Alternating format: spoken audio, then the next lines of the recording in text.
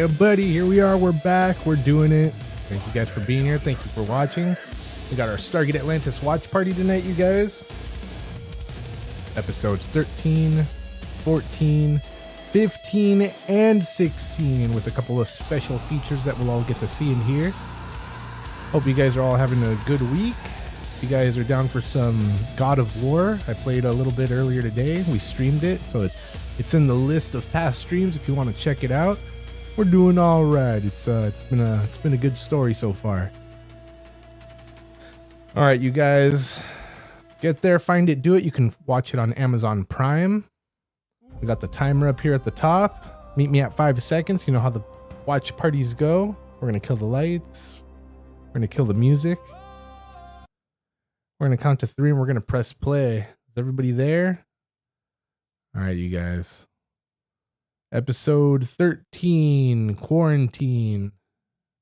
Quarantine, right?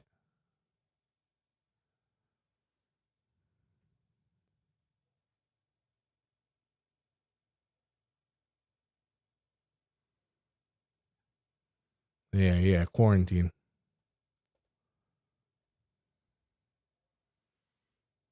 All right, you guys.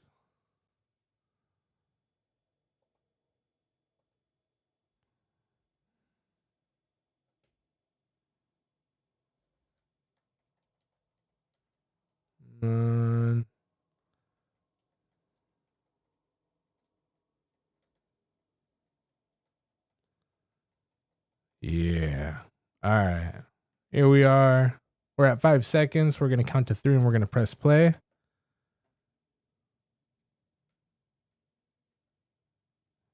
All right. Here we go, you guys. 1, 2, 3.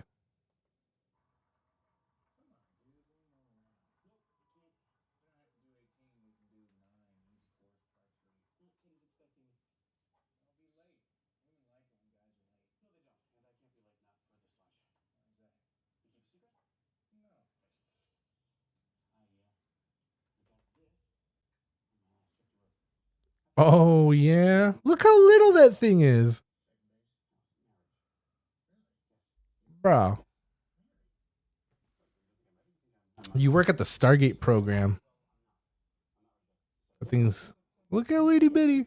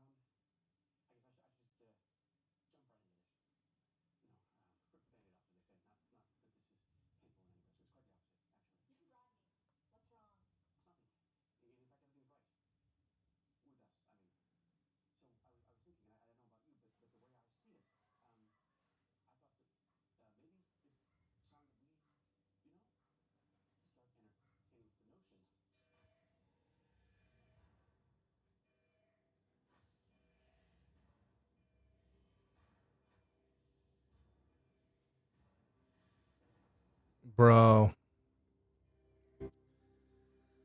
So the city probably detected something again like last time.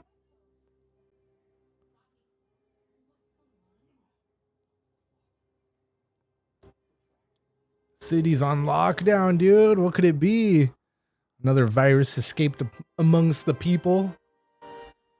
Some sort of enemy on the base. Whether it be Wraith or something more robotic. More parasitic. I don't know. We'll see. We'll see.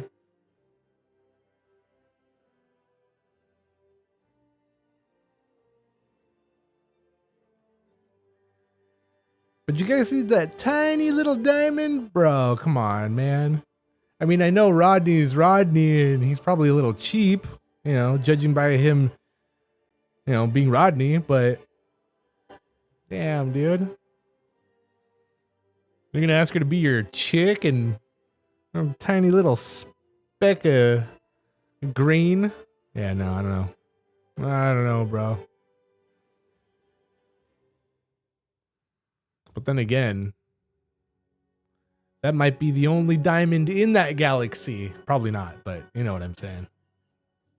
Might be rare there, especially on an ocean planet. How hard would it to get a different one? Maybe actually not that hard if they just go to the surface of the ocean floor, since there would already be enough pressure, a lot of pressure from the water. But then drill and yeah, no, it's not happening, dude.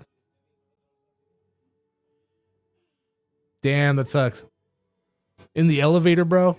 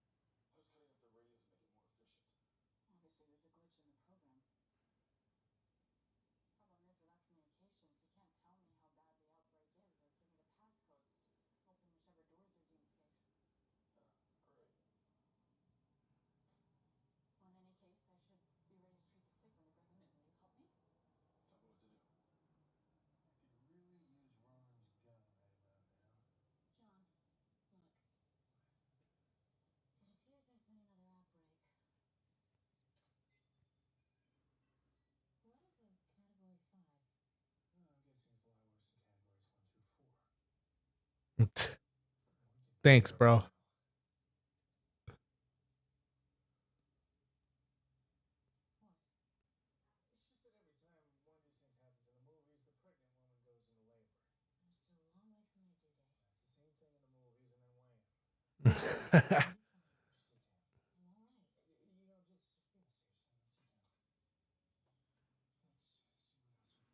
Dude, she should have played it off and been.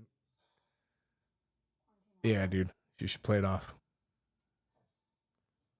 I'm sorry, play along.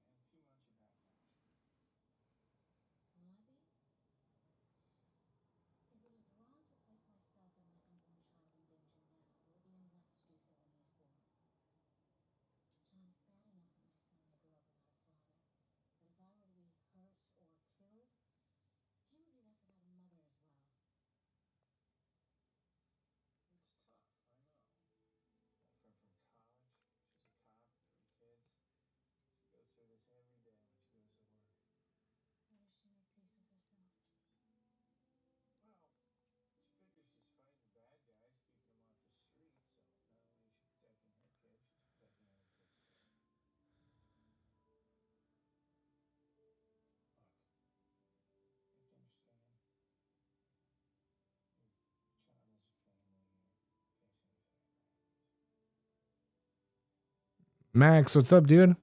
Welcome in, bro.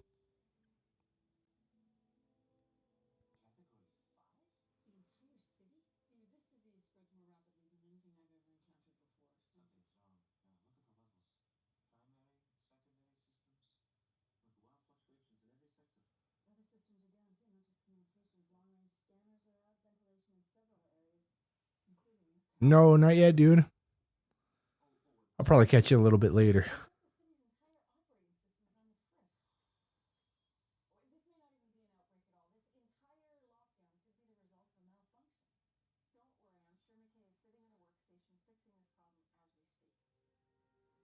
Bro, he's stuck in the plant room. He can't come out. That's probably the biggest torture for him is him not being able to solve the problem that's most important. Other than, I mean, he's okay with being stuck in there, but he's not okay with not being able to fix the problem. Maybe not.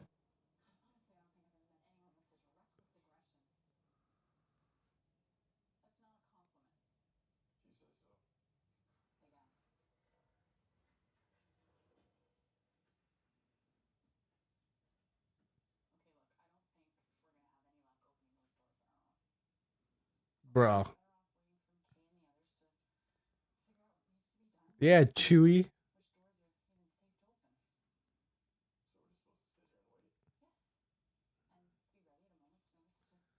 Yeah, dude, like, what if it really was a disease or something, and he opens the doors and just gets everybody else sick? Especially in the infirmary, you get the doctor sick. How are you gonna? How are you supposed to get better if the doctor's, messed up? 115, heck yeah, dude! Congrats, man. Moving on up.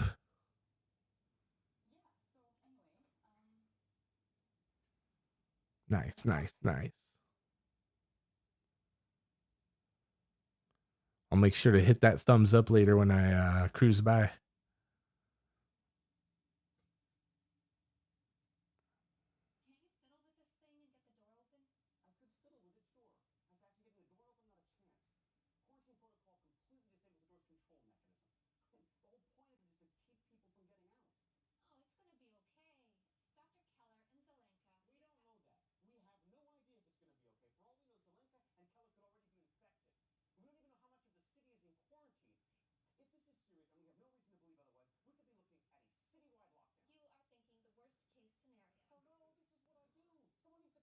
You're right where you need to be, bro.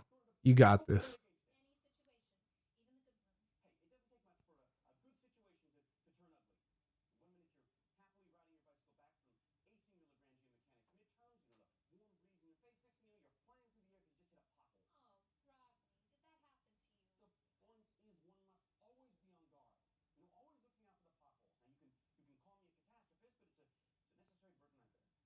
Woo! She's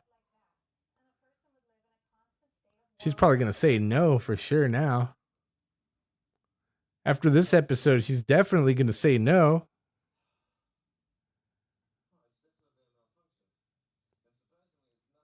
Yeah, dude, it'll be here before you know it.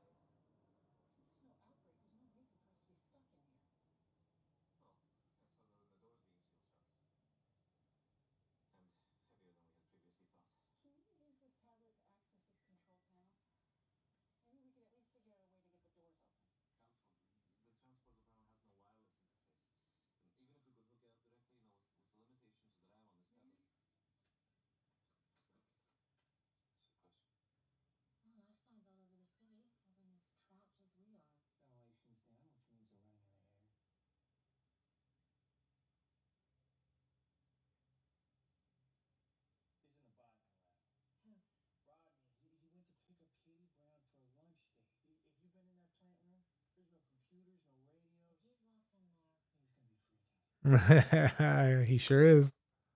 Yep, there he goes. Bro.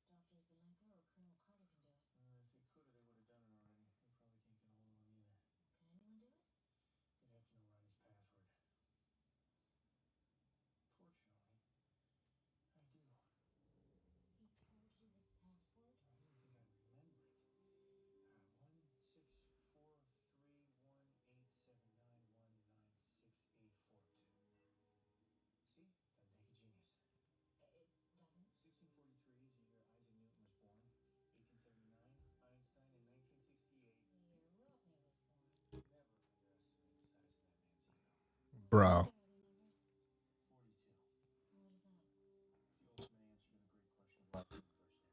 Yo.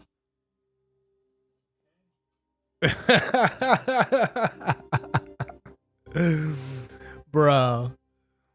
She's all damn.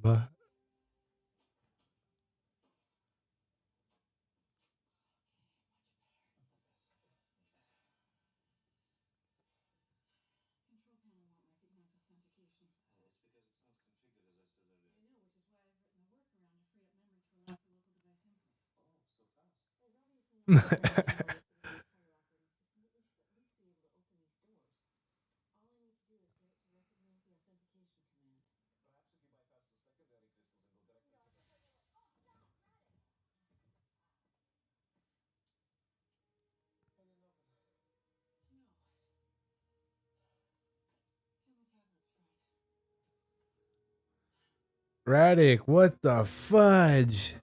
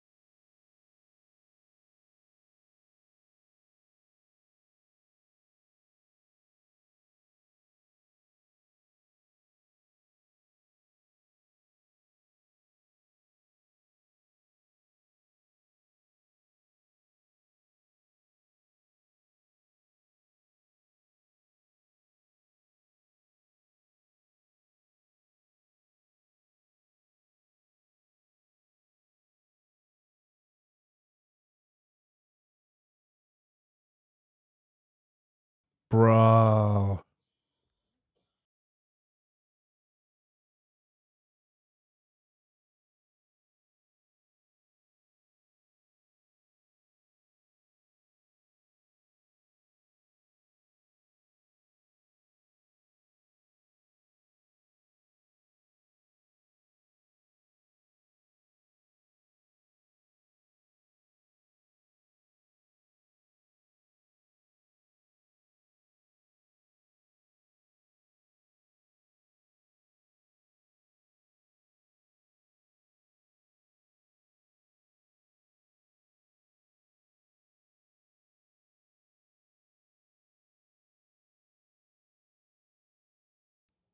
Bro.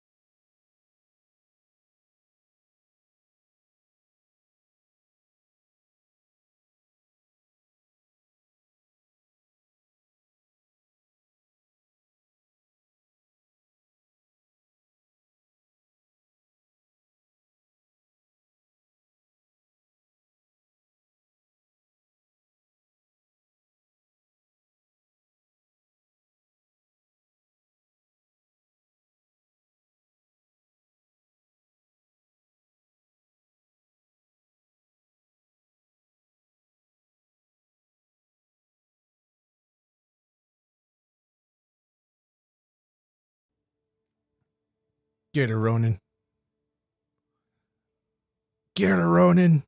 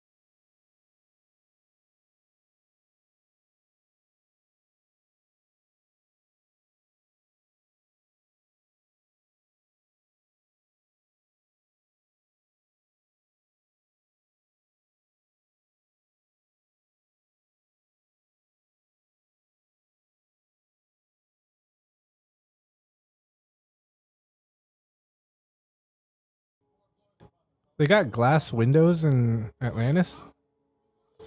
Oh, yeah. That's how Dr. Weird got all cut up.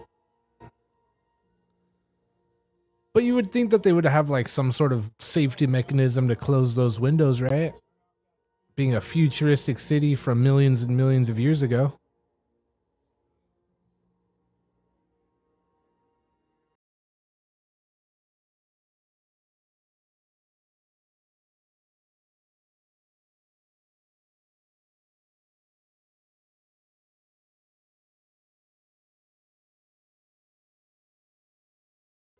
Bro.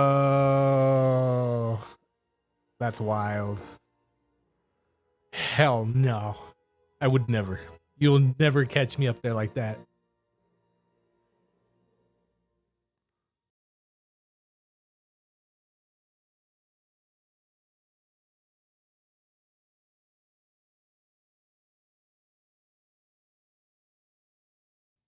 I am Radic.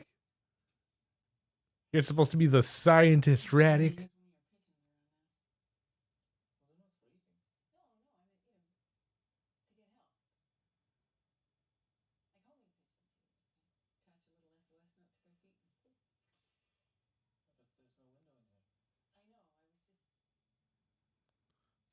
Radic, bro. Never mind, I'm mad at you actually. That guy, dude. Tell him, Carter.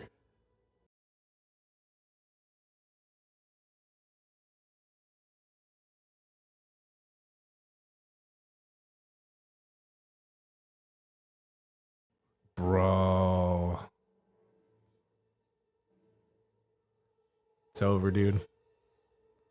Shouldn't have had that popcorn before the lockdown. He's gonna slip off. Oh, he made it. Damn.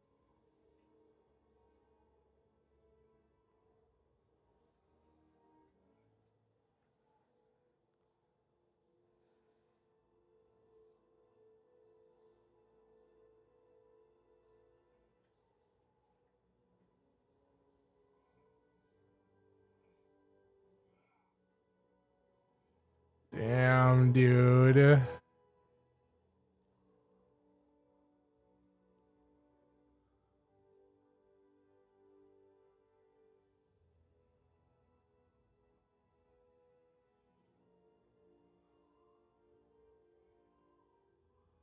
Bro.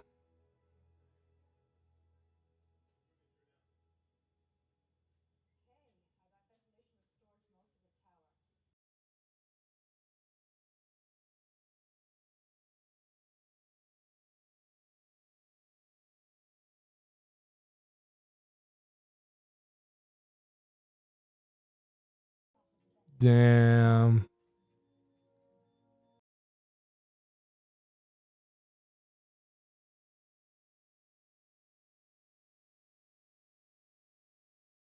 Bro, what? That's a self-destruct? Bro. So what, you turn off the beacon and the... Oh, dude.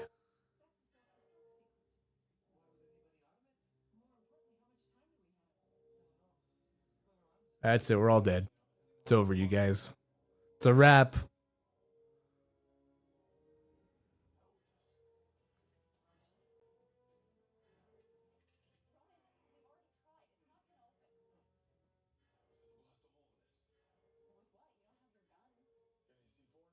C4.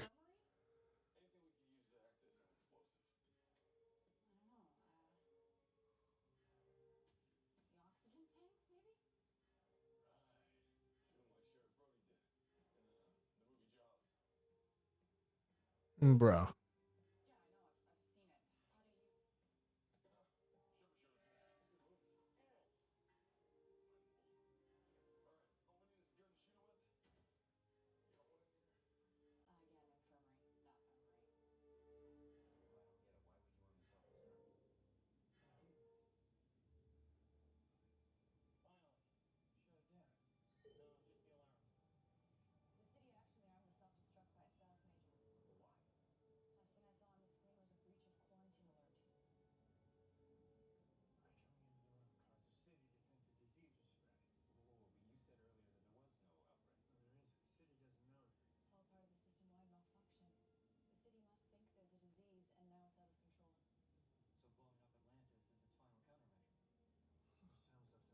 Bro.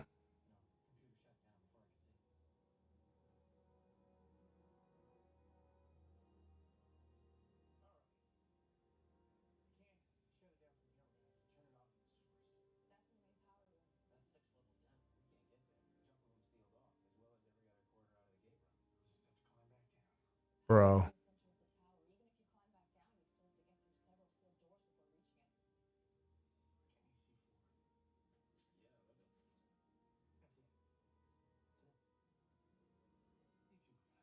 Damn.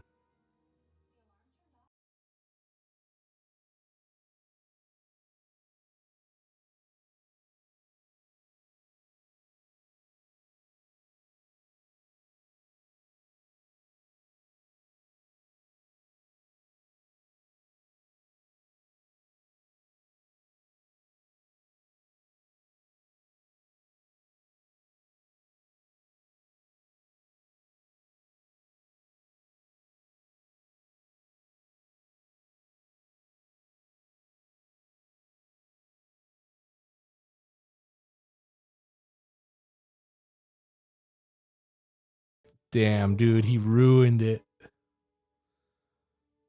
She should have said no. She should have been like, hell yeah. Hell yeah. Thanks for the ring, though. Bro.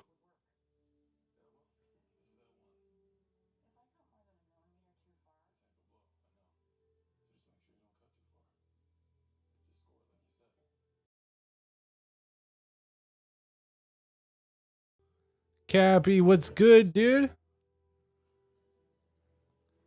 We're watching our show. We're watching our favorite show.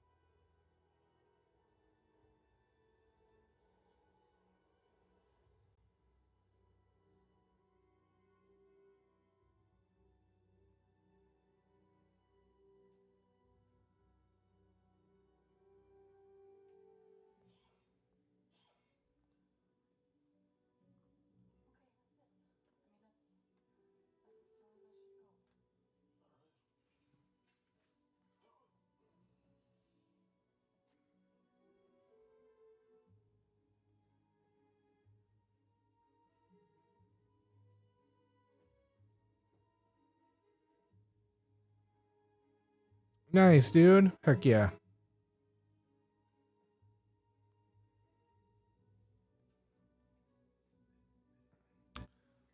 Nice, dude. Well, if you're still on when after I'm done with the stream, I'll try and cruise by. Oh, bro. Damn, dude. Did that actually work?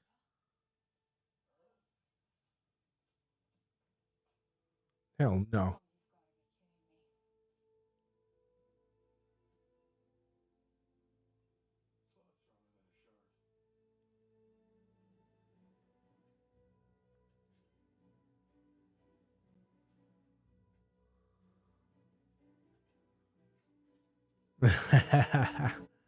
No worries, dude.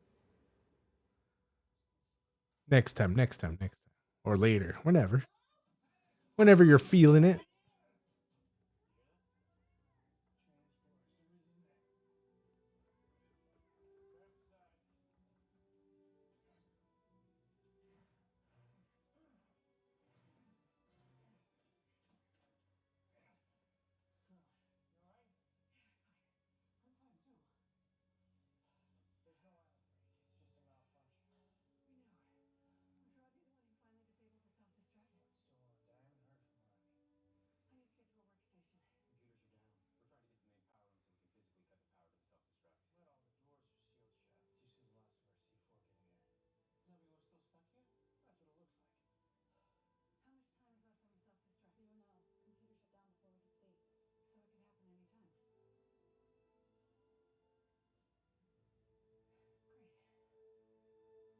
Damn, dude.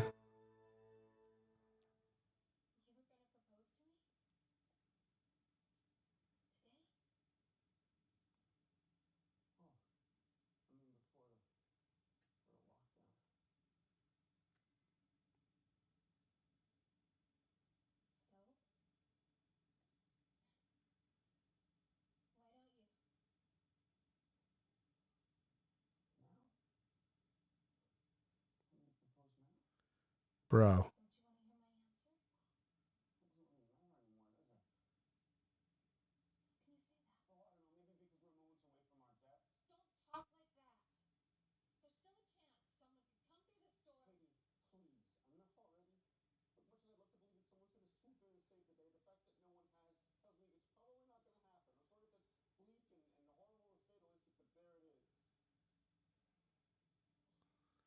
Damn, Rodney.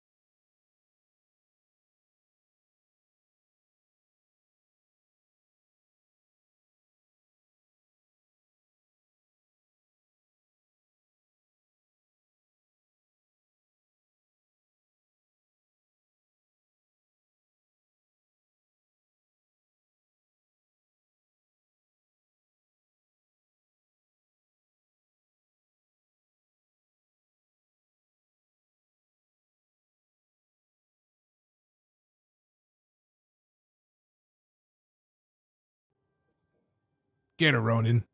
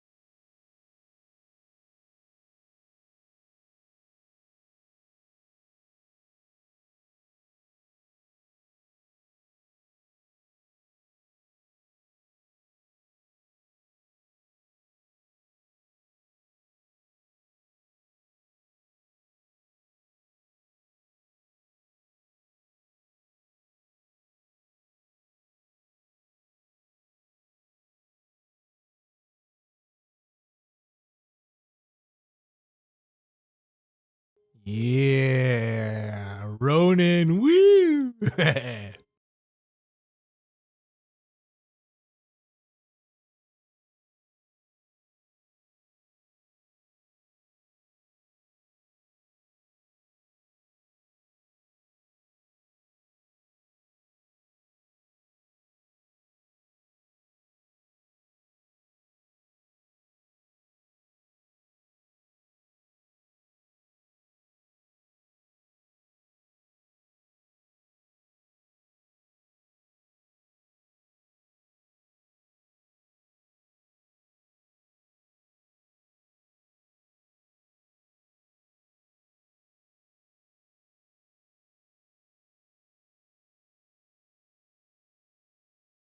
No.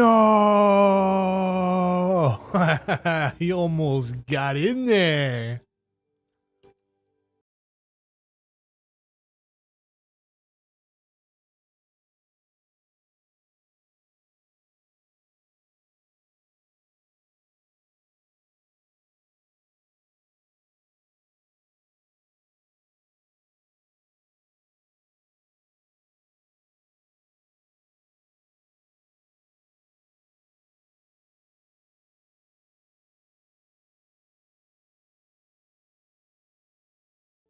Bro.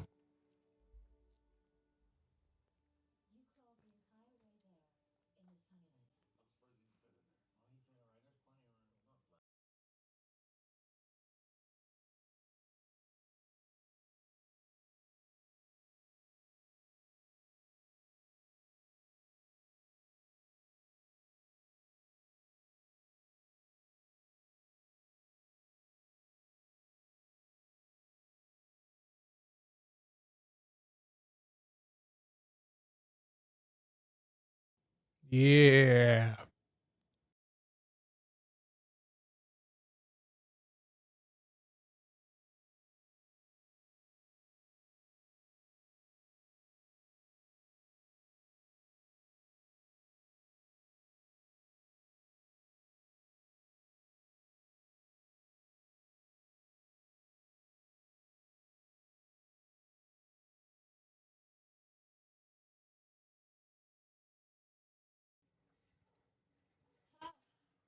Bro.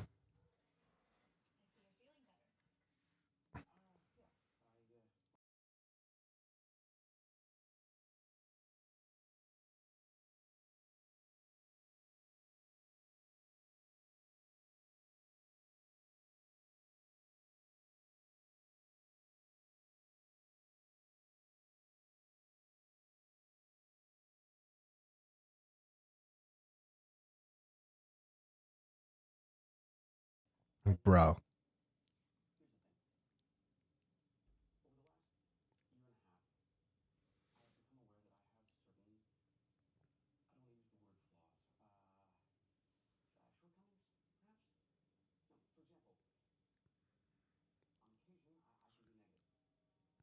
On occasion. A tad arrogant. Okay.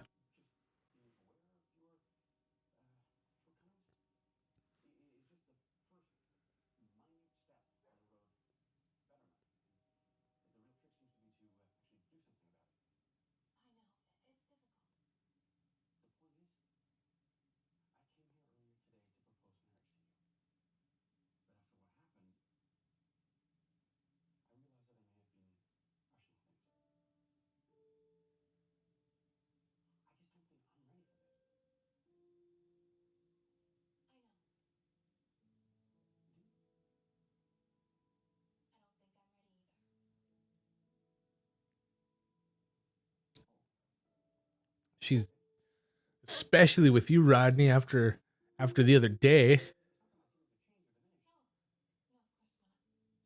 course not. But hers are.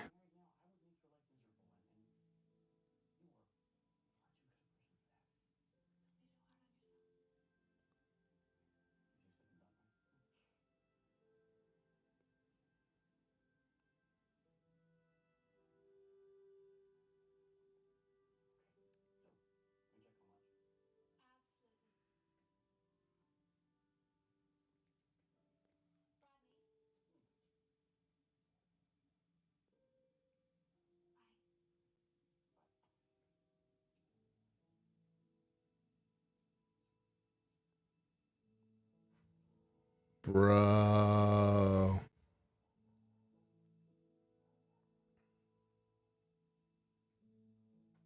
Damn, what a fool, dude.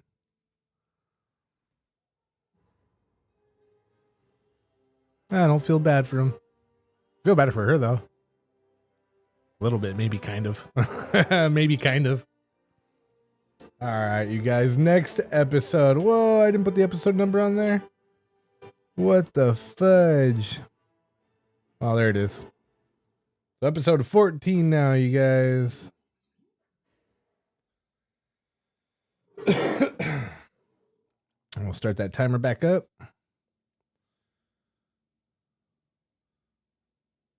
Or do you guys want to catch the special features for the episode we just watched first?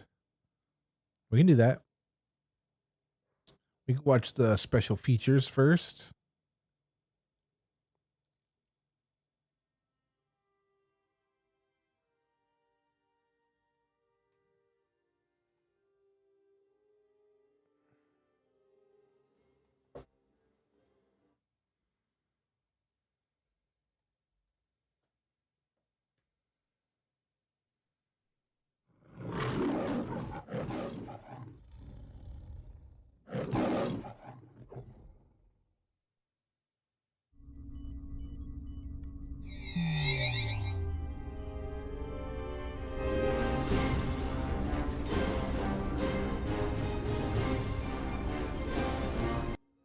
I shouldn't be playing too much of the music.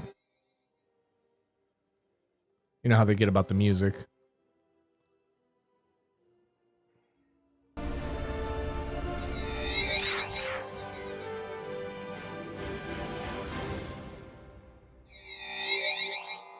I think it's important every season to have a chance to have a character sit and talk to you.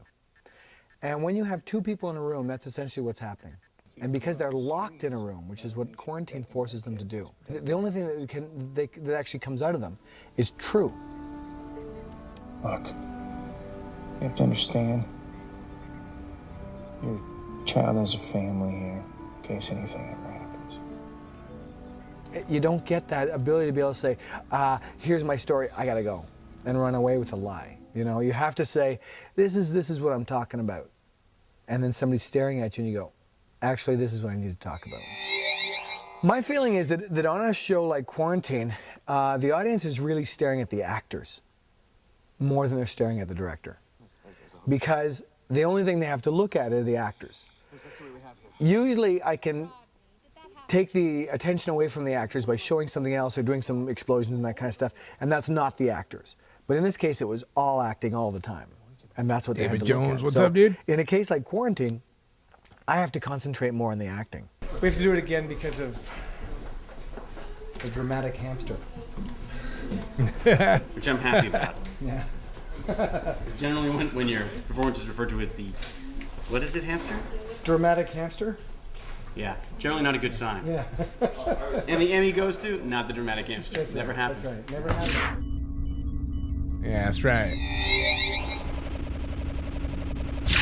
When you have two people in conversation, there's only so many ways you can cover it.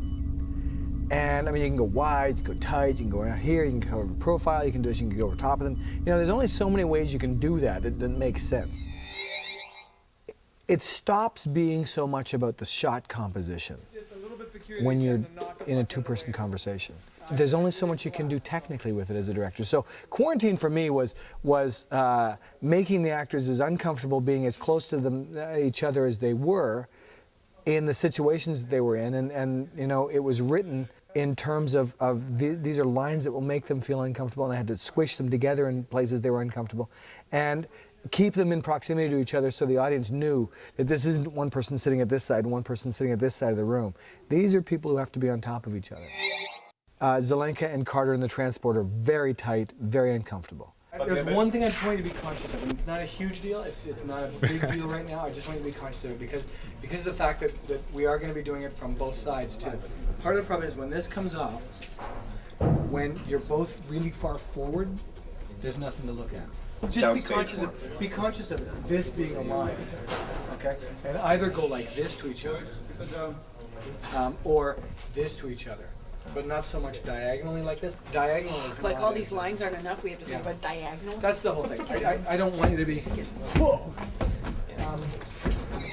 I wanted David and Katie to be in a larger room with lots of green plants and stuff, but I made the room smaller by putting the plants closer together. So they had very little working area to get away from each other in, so they were still on top of each other. Yeah. But if this, nothing happens, maybe just a little tug on the doors. Right. And Brendan, what I'd like to do is come right into this with him. So there's that, and then maybe even David, just pull yourself away because it's. And we've never seen him claustrophobic. But I don't think it needs to be claustrophobic. It just needs to be looking for the. I mean, even in Grace Under Pressure, there wasn't enough of that. But it's more looking for a little bit of another door. Yeah.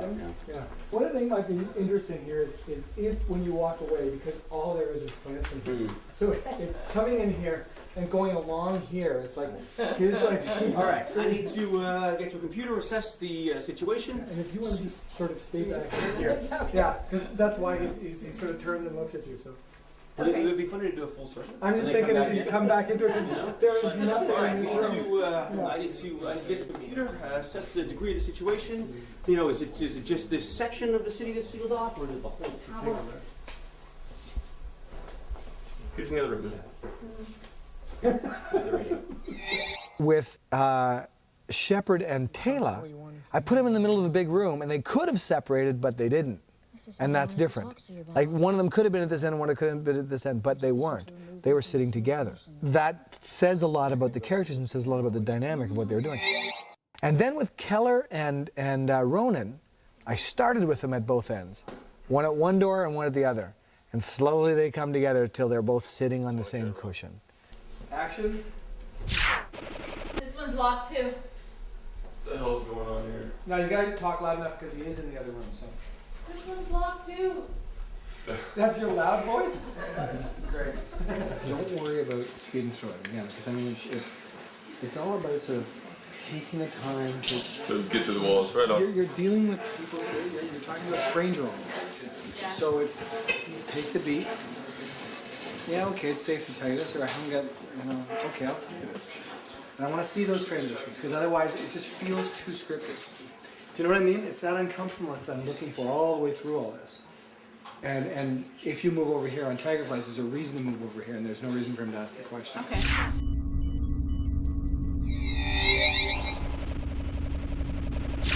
You can make a 5-foot wall look too high if you look down from the top, and then you have a visual effect underneath it.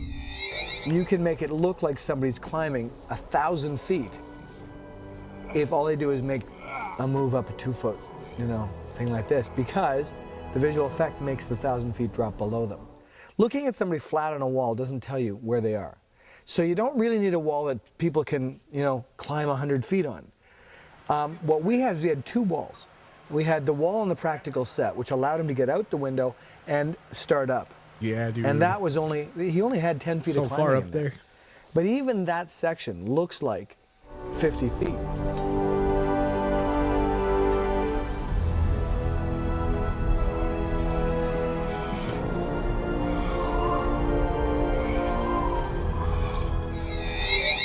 Yeah. The Zelenka vent was done in 2 different areas.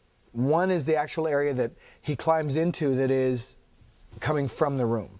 and we built a small vent there. There's only about 4 feet of vent in there, but you use a very wide lens very close to the vent, and it makes it look like he's further away when he starts. Then we had another vent that was about 10 feet long. Again, bring a wide lens really close to the end of it, and hold it You'll there. have and it enough makes it time look to like it's think 20 about feet all long. the things you did wrong on the way He down. climbs past, and then he turns and he comes back and he climbs toward this hole. And as he gets closer to us, you realize, oh, he's pretty close to the lens because his head's like the size of a small planet. You know, and you're going, hey, that's a wide lens really close.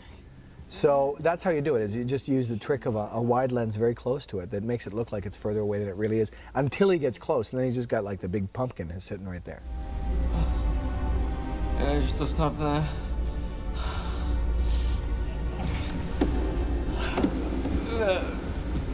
Bro, head first. Whoa! And then he's up. That's it, exactly. With the glasses looking like this. Yeah. Or whatever. Yeah. And then up you come. Over here. You can do this, right? And then turn around like that, because what you're doing is checking to see. So I turn them off first, Right. check to see that it's gone off, And then back in. and then Turn it back on. And then over to look at what's happening on the screen.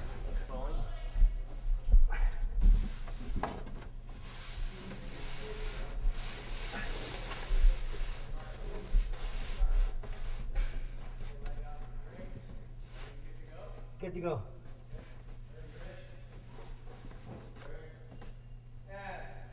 Camera. Action.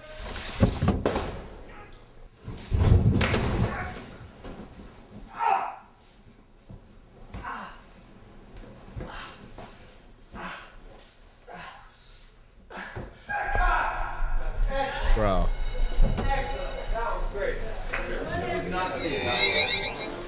We've had a problem today. Show's about doors, and the doors don't work. So we just spent 35 minutes waiting for doors to be fixed on this show we have about doors being closed and locked, and unfortunately they don't close or lock. So this may be a show about force fields soon. Bro. Funny guy. But that's what I was saying earlier about the windows. Glass windows. Was it Future City? Shouldn't it have some like force fields or some sort of mechanism to keep them shut? All right, you guys. Next episode. Episode 14. Harmony.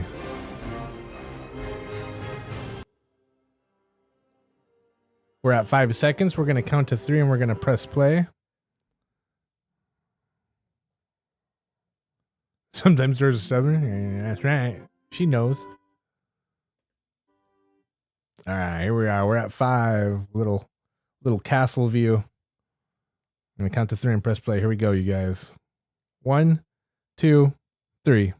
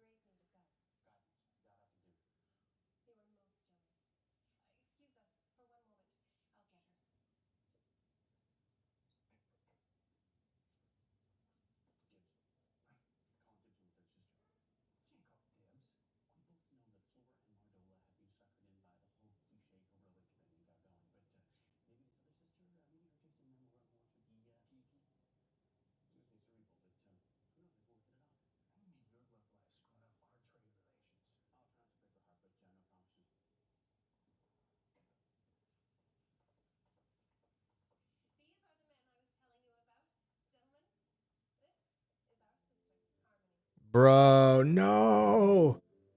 Harmony. This girl, dude.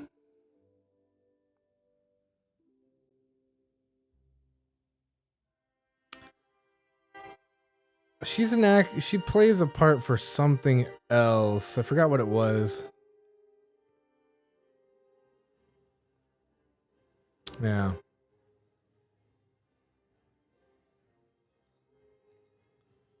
Punk ass children, man.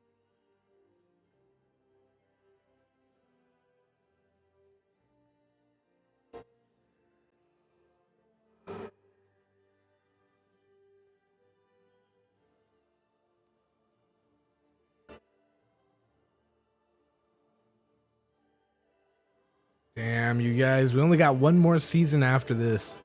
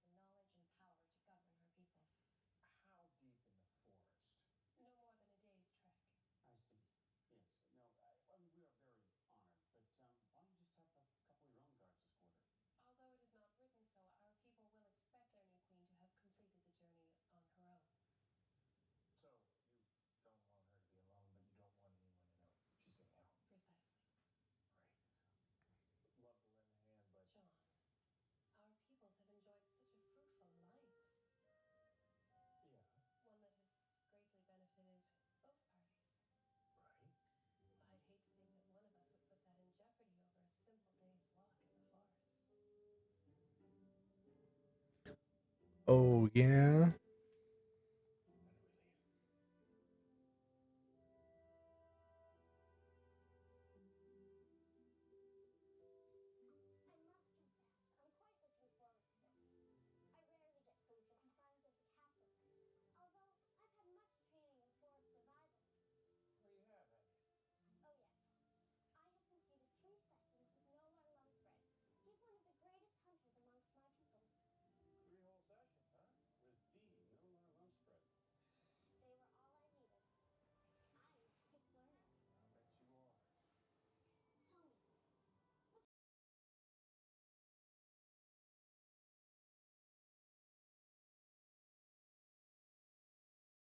Princess Brat, yeah, dude, for sure. 51, what's up, dude? Yeah, dude, monster child. I would have left her behind. Left her in a hole somewhere.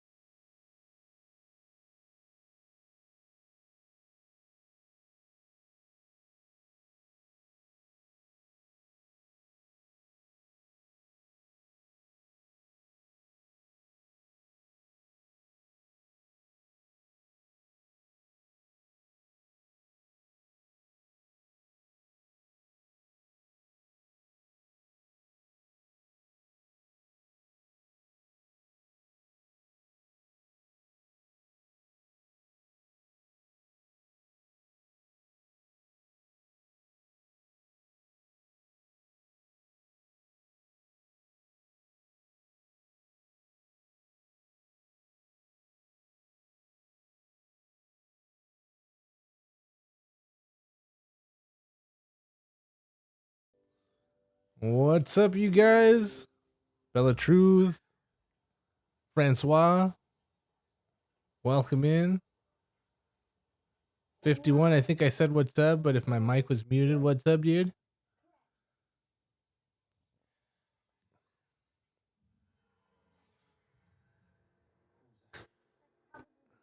Bro, brat child, punk ass children.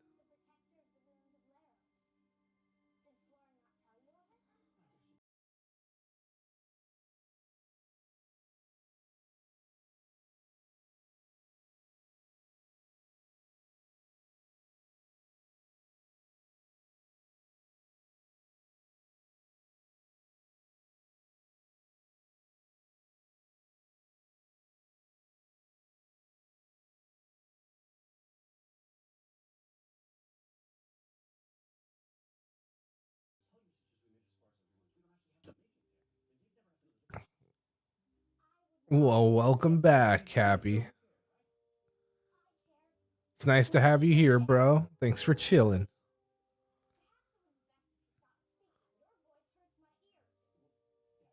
Bro, what a brat of a kid. I'm telling you.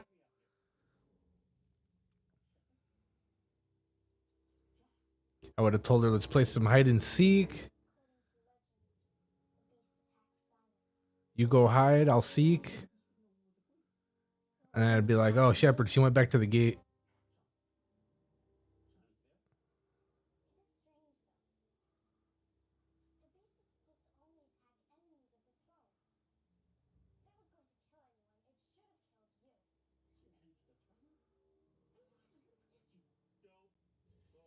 Bro.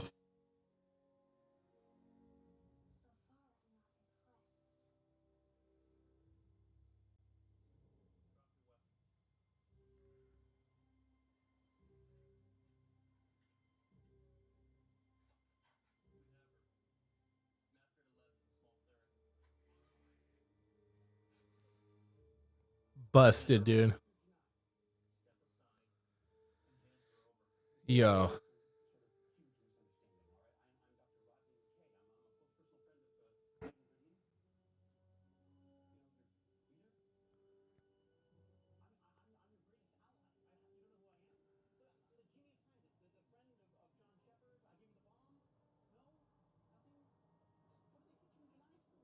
Bro.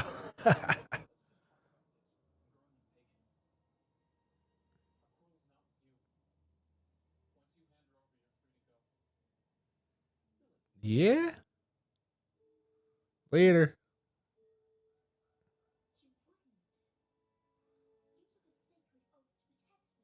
Well, maybe if you were a little nicer.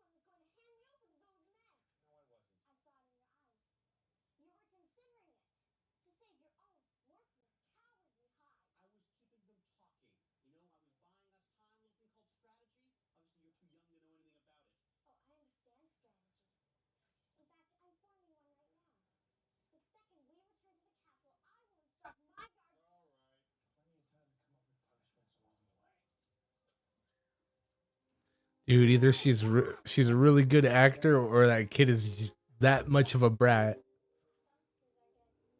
Bro.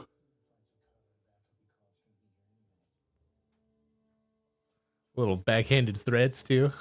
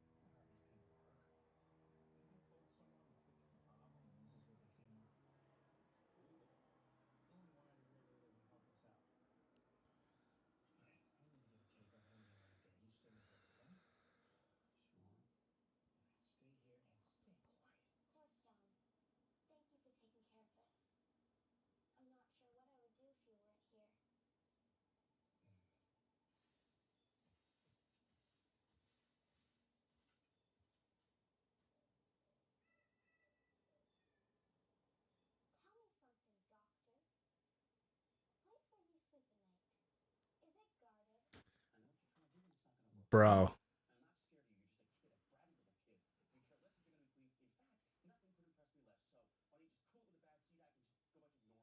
Yeah, that's right.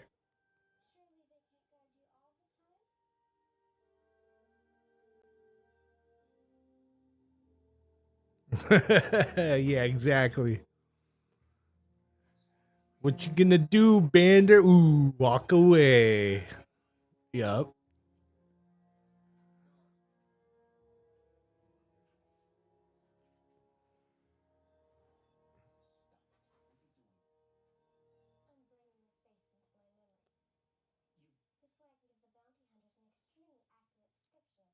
Bro.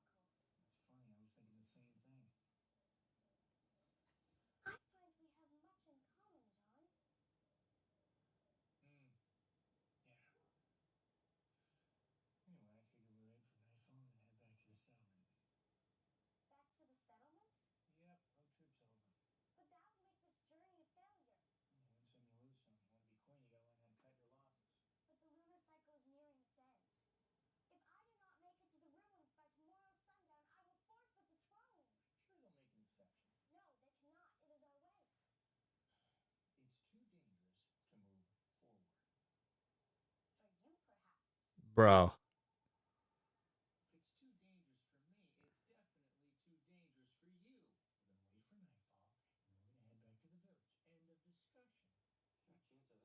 That's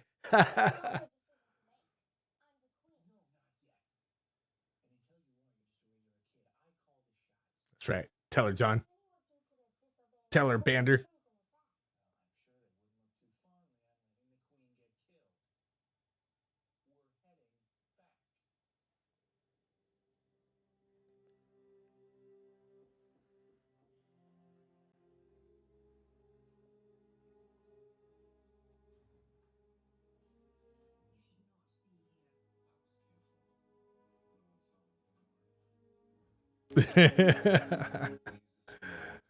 That's right.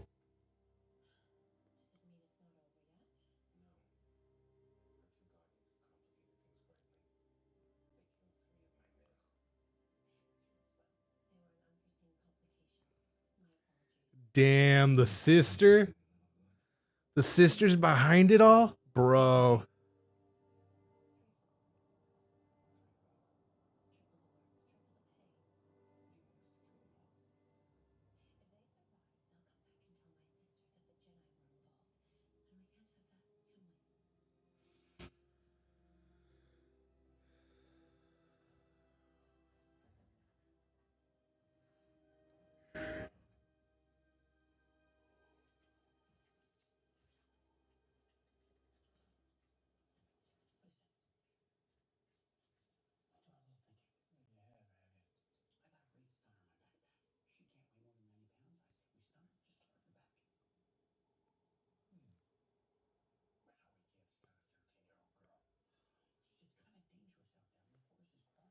What? Nah, never.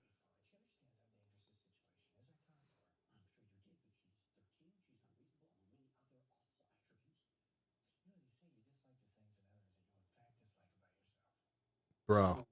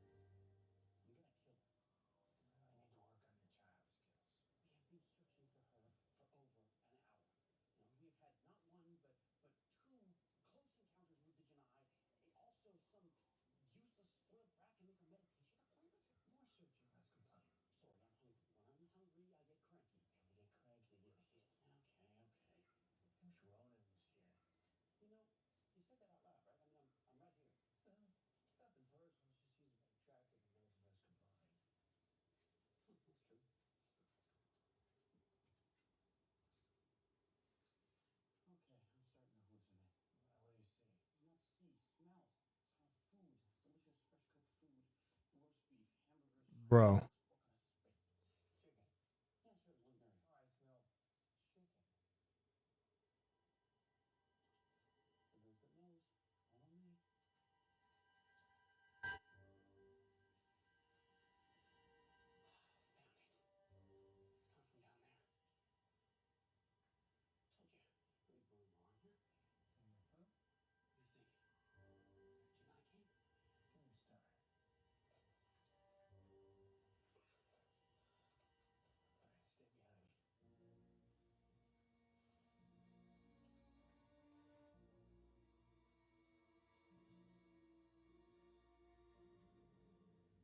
Bro.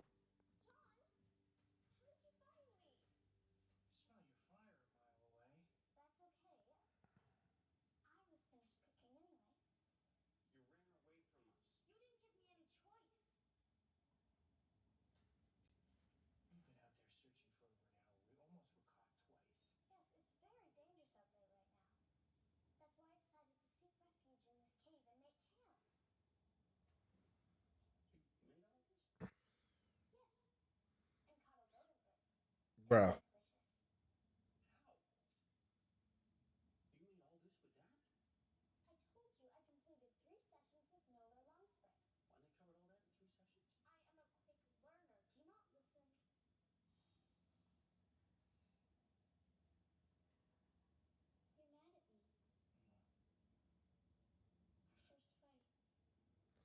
Bro.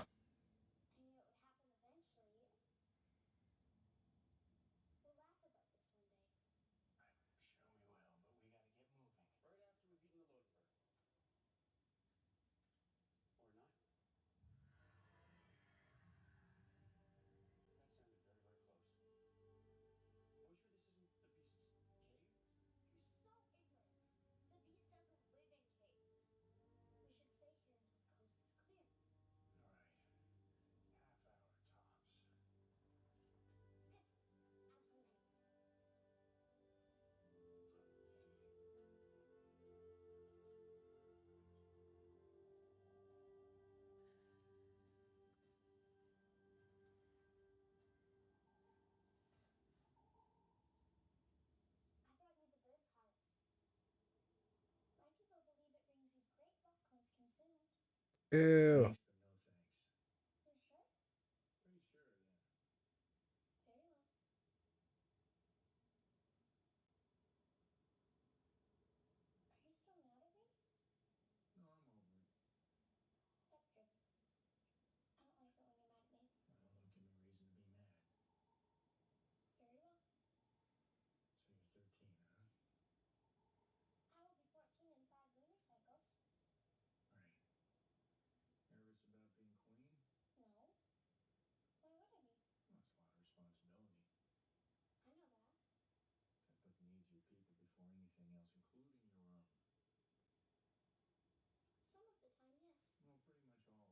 Yup.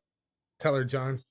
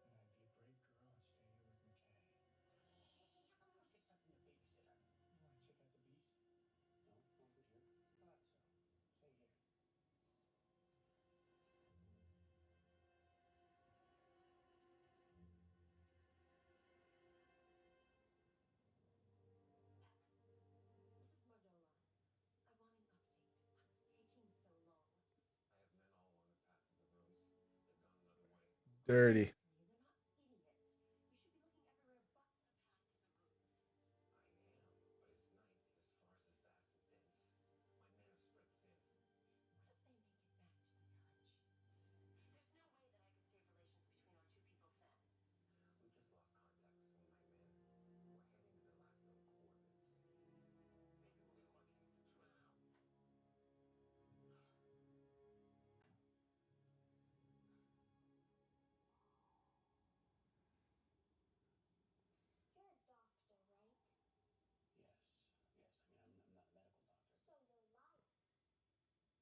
No, I'm a.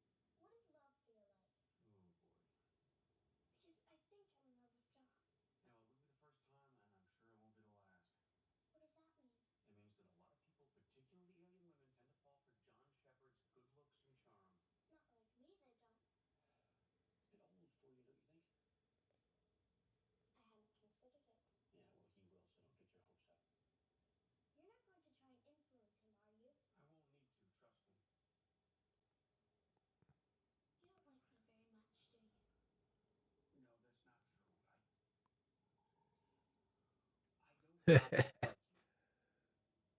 I don't like you. What does that mean? It means that you have a very annoying attitude, but I'm willing to cut you some slack because you're still just a child. Yup, exactly. I will have grown up.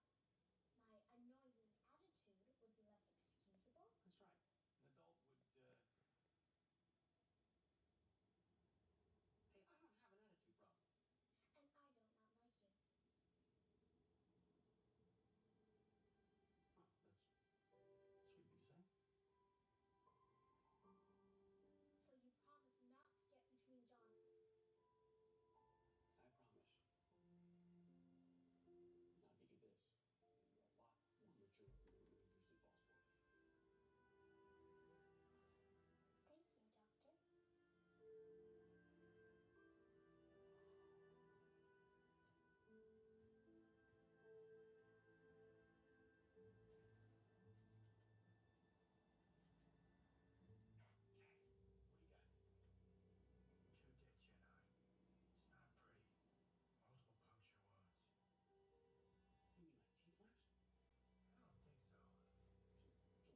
you got? 2 dead Jedi. It's not pretty. Multiple puncture wounds. You mean like teeth marks? I don't think so. So what? Claws, talons, a very sharp beak? I don't know. It's not like anything I've ever seen before. Over here. What kind of creature could do this? Doesn't matter. We don't need this farce until all 3 of them are dead. Yeah, dude, bad. She's gonna be a queen, but she's a little snotty little queen. She got bad attitude. What took you so long? I thought for sure we lost you. Give the chair. Had to let it out until it was safe to move. So what happened? I don't know. Whatever that beast thing is evil. I could have told you that. Yeah. Also, Jedi have shit kill orders for all of us. Oh, super. That princess, let's move. Wait! What? Where are you going? What does it look like? We're going back to the settlement. But we're so close to the ruins. Bro. And it's almost daybreak. Look, the fact that it's almost daybreak is a bad thing. We need the cover of night. I can't come this far and just turn back. I refuse. You know, I still have the understay. Harley, the best thing you could do is go that way. Yeah, dude. I would have told her no. I'd been like, nope. Hating to agree with the child, but, Give me that. The beast will avoid the ruins. We'll be safe there. How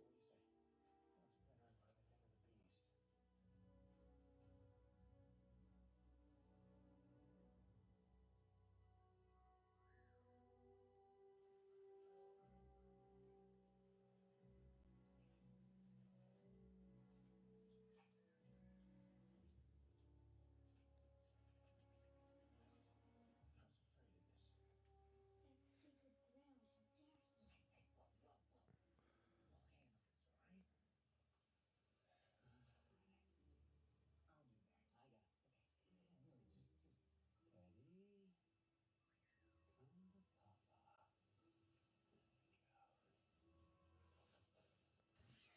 Bruh.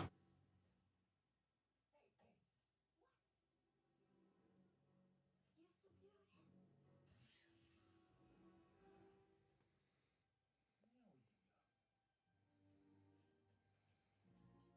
seems strangely familiar. It's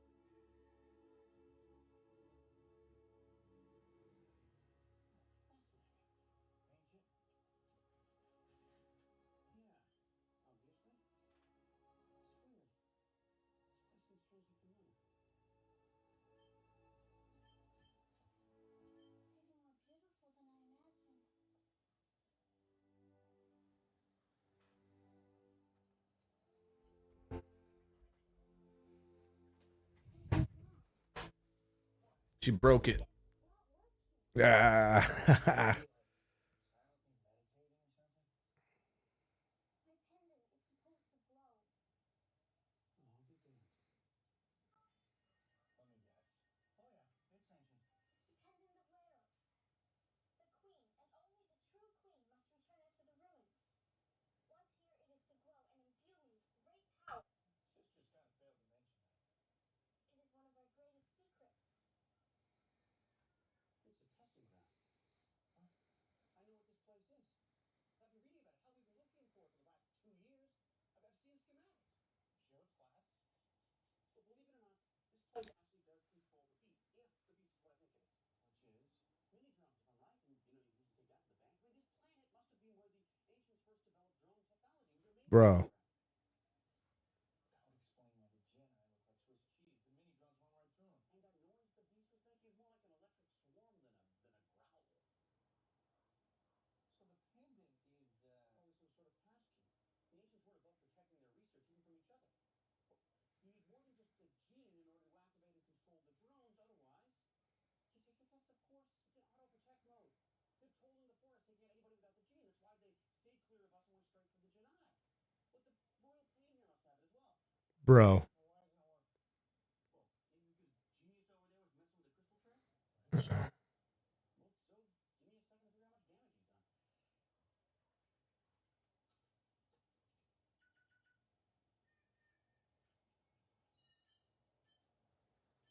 Genius over there was messing with the crystal tray? Well, so give me a second to figure out how much damage he's done. The machine's broken. That's why your pendant isn't glowing. It's got nothing to do with machines. If I'm worthy of being queen, the gods will bestow the power of pure light and make my pendant glow. Well, who knows what kind of wacky rules they've imposed on it. I mean, I suppose it's possible that once a generation, the key needs to be reactivated here. Maybe it's the one thing that allows them to use the ancient tech to head back at the castle. It's complicated, but it will light up. We just need to make some repairs. You don't understand. I failed. Maybe I'm not supposed to be queen. Maybe we've come all this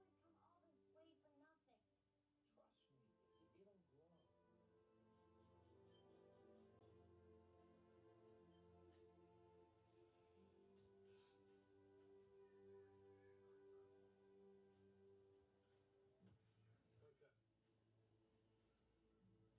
What'd you do to this thing? I'm not sure. I just rearranged the crystals. Tuning the thing. Can kill us one way or the other. Can you get it to work? Quickly, I might come back with a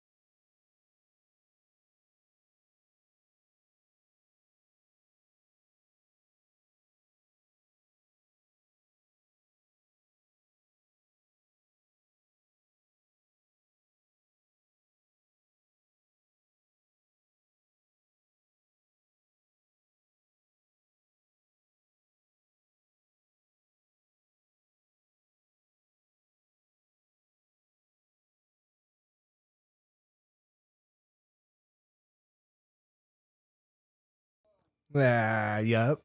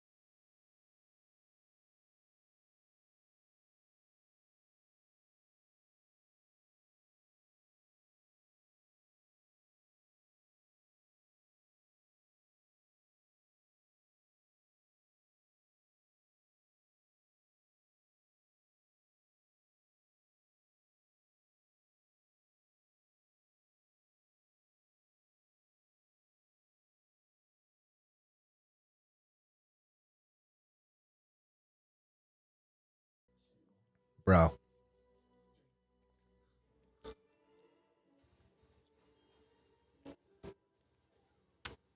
Bro. Yeah.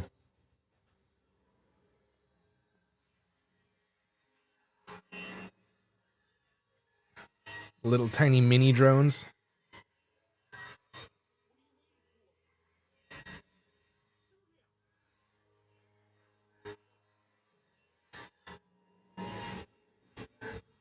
Bro. That was the bravest thing I've ever seen. You're young. Sure, you'll meet even braver men than me as you get older. Not you, usurper. You're Yeah. But you saved my life. All of a sudden. When the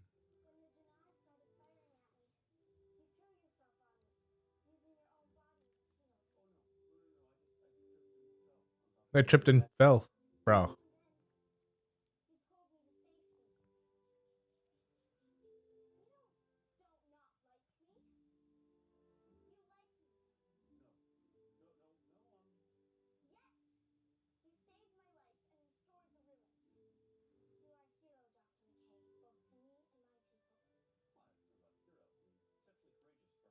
Oh no, I tripped and I tripped and fell on top. fell. Bro. And then you pulled me to safety. You don't not like me. You like me. No. Yes. You saved my life and restored the ruins. You are a hero, Dr. McKay, both to me and my people. Well, you're a hero. Exceptionally courageous, perhaps. And modest, too. It's time to go before the Jedi come back. I doubt it. They are a simple people, and I'm sure they were most impressed by your actions. Bro. I, however, was not. The pendant still glows. The gods have deemed me worthy. Now we can go. You've returned. What are you doing? These are my private quarters. It's all right, Mardola.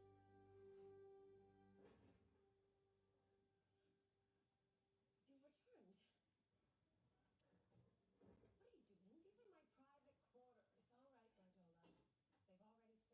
my room. Bro. You should have left. Why? The Janai attacked us. Oh, well, it was a good thing Colonel Shepard was there to protect you. They knew the location of the ruins, Mardola. How? Don't ask as if I wouldn't know. Yeah, Mardola. Ooh, busted. Off with her head. You're too young to be Queen Harmony. Perhaps. But when you're released from prison, you'll be too old to remember. Ooh. Damn. That's right. Dr. Rodney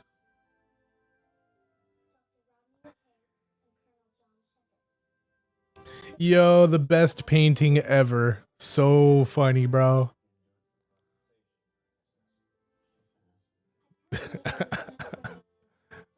I'm gonna show it.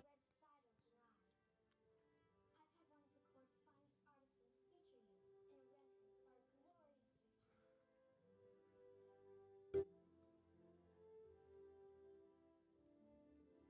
glorious victory. Bro. Bro.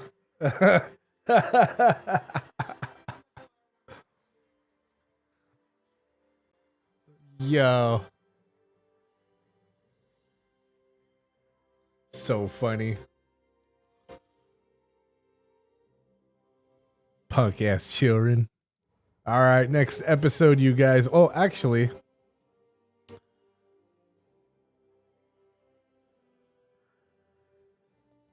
I'll let you know here in a second.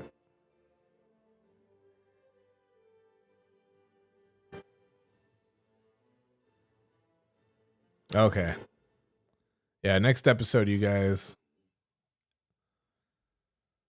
Episode 15, Outcast. Meet me at 5 seconds. We'll count to 3 and we'll press play. Here we are. This is my 5 seconds. This is what I see. I don't really know what we're looking at. Like somebody driving in a car, I guess.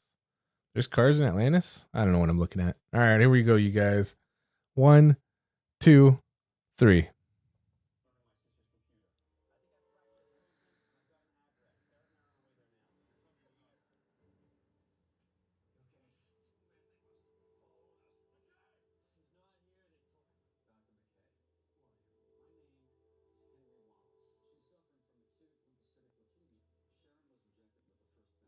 Oh, yeah.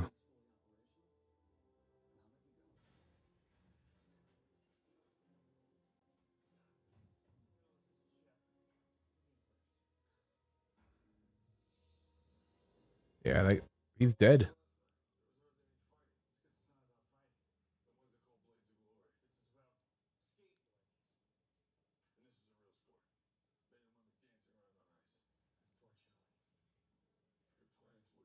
I was just coming to see you. Do you have a minute? Yeah, sure. I received a message from Stargate Command. I'm afraid I have some bad news. Okay. Your father suffered a heart attack last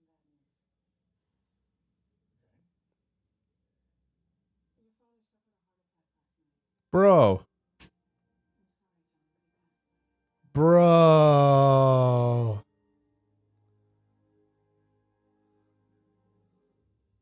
Damn, that sucks, dude.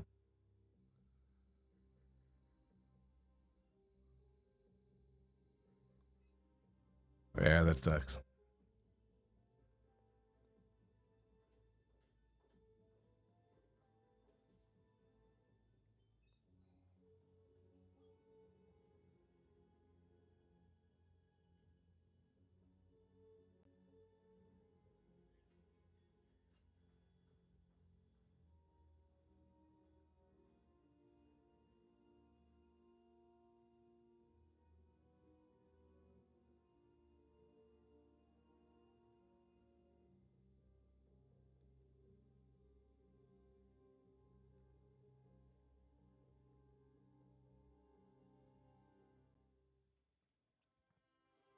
Damn, dude. I wonder what's going on. That sucks, bro. And be off doing, so far away and then to find out that horrific news. It sucks.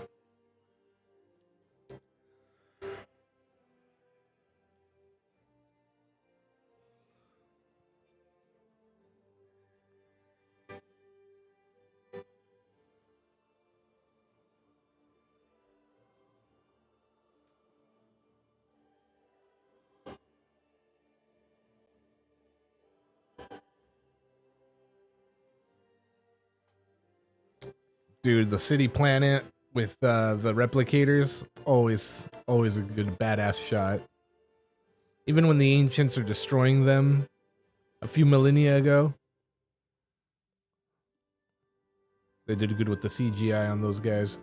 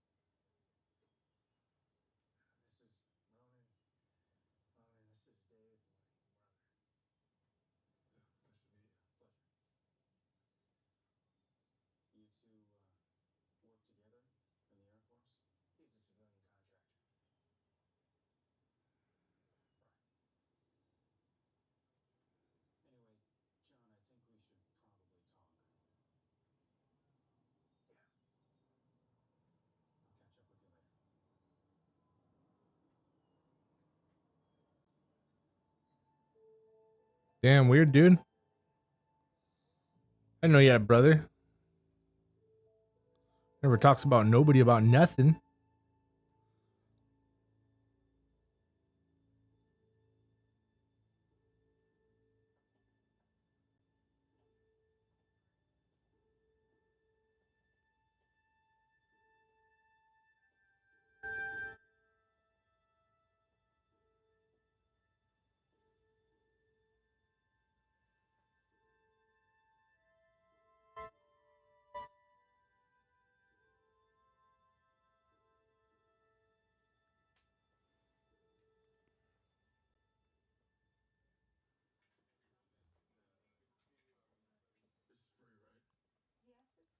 This is free, right? Bro.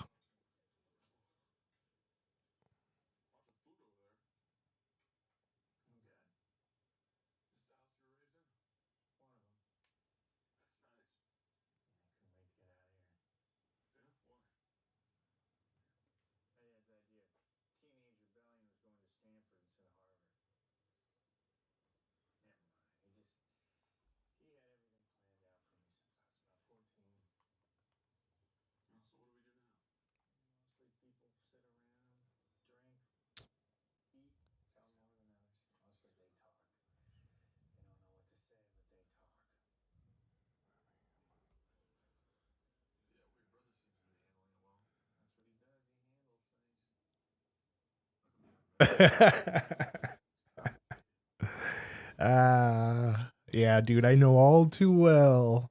The tree's not going to hold nothing against me later on either. When I tell the tree, you know what, bro, I'm just not really feeling it anymore. They're not going to be out to like ruin your life afterwards. The tree's going to be like, all right, bro, I'll see you later. Yeah.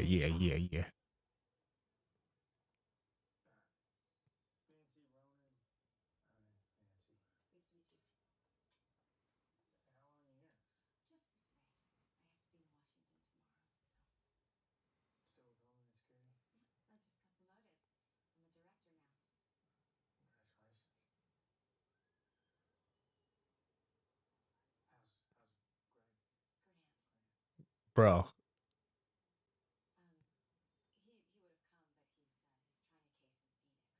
Oh, Phoenix. Ooh.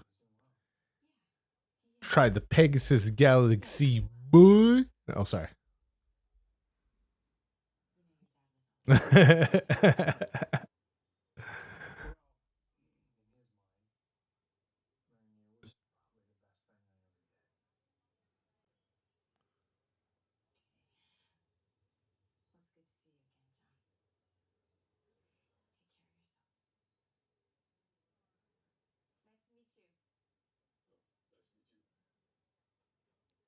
That chick's his ex-wife, I guess.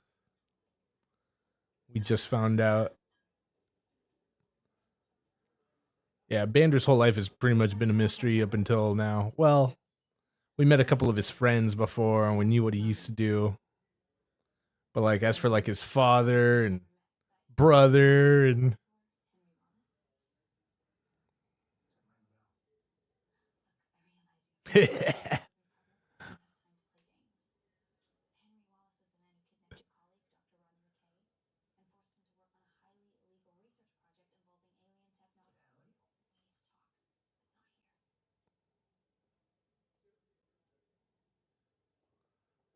bro, she's busted.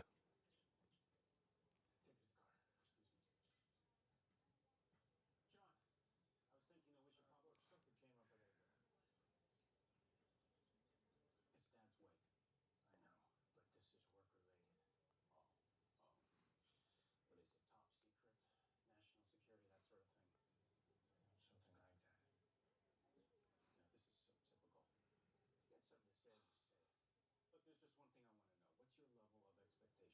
there's just one thing I want to know. What's your level of expectation Bro.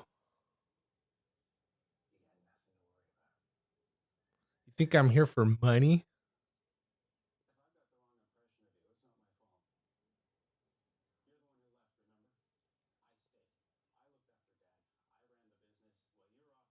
I stayed. I looked after Dad. I ran the business while you were off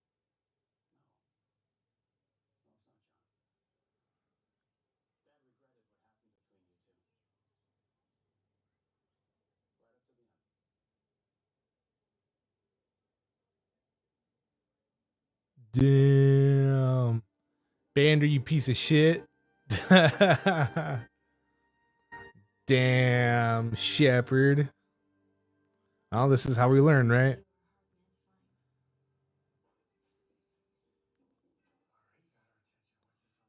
One of those cases where you hope you learn through others so you don't have to learn the hard way. What kind of project? We were experimenting with nanite programming, trying to increase the complexity of their interactions. Listen, I wasn't aware of what happened to Dr. McKay and his sister until much later. At the time, all I knew was that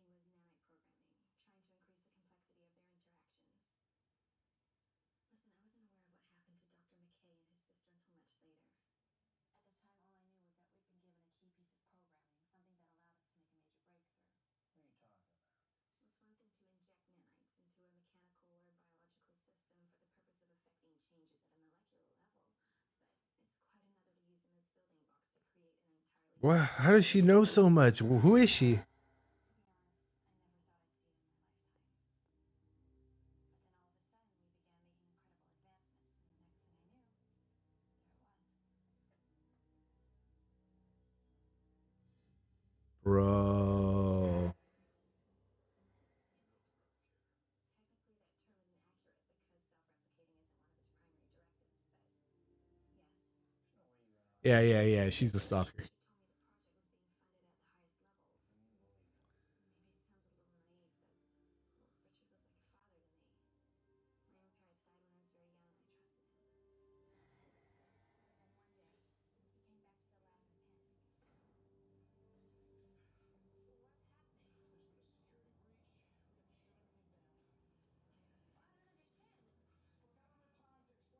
There's been a security breach. We have to shut everything down. I don't understand. Look, I don't have time to explain it to you right now.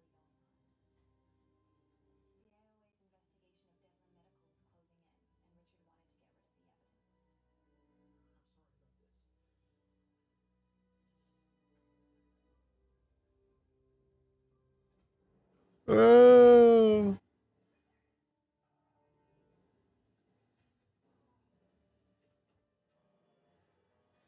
Yo. He killed to escape. If he's threatened, he could kill again.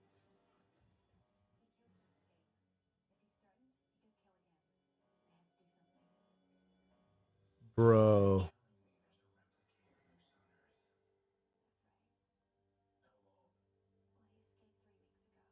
Oh, dude, now there's hundreds of them. But so far had no success. He could be anywhere by now. Sir, facility is secure.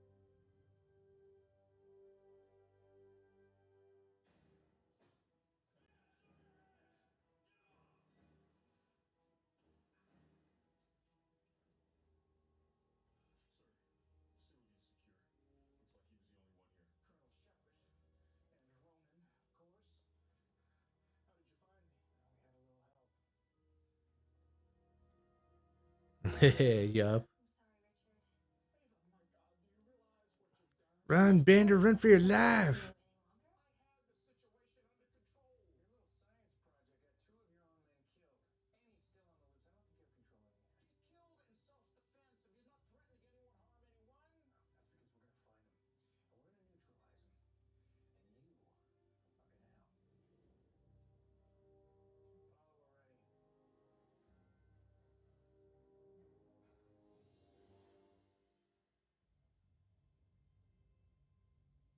Paula, we're ready.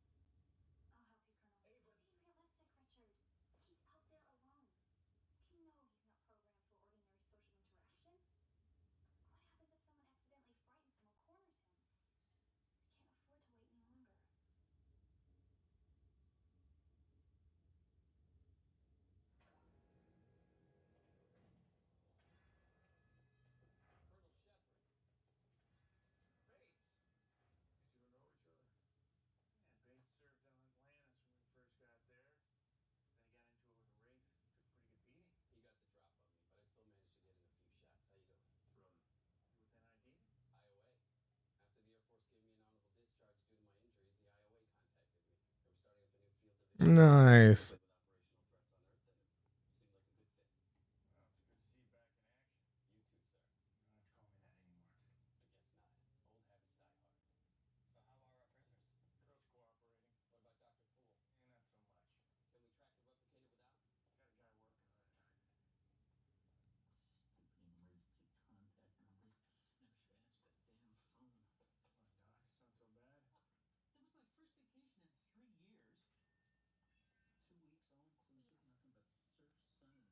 Bro. You.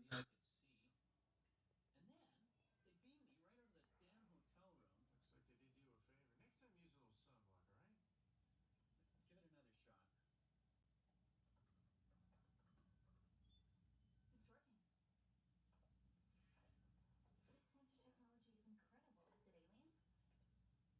Oh, hey, I'm picking up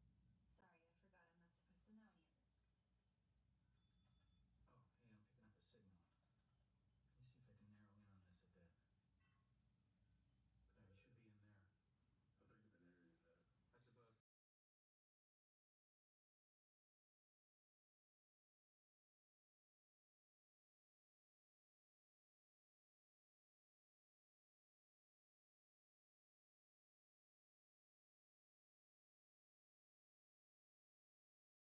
that?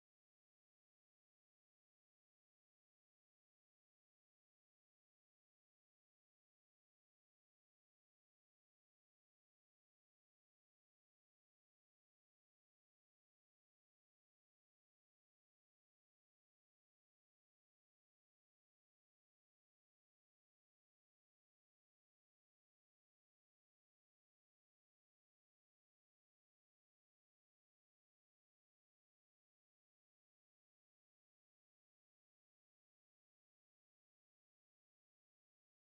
about What's it gonna be, hero?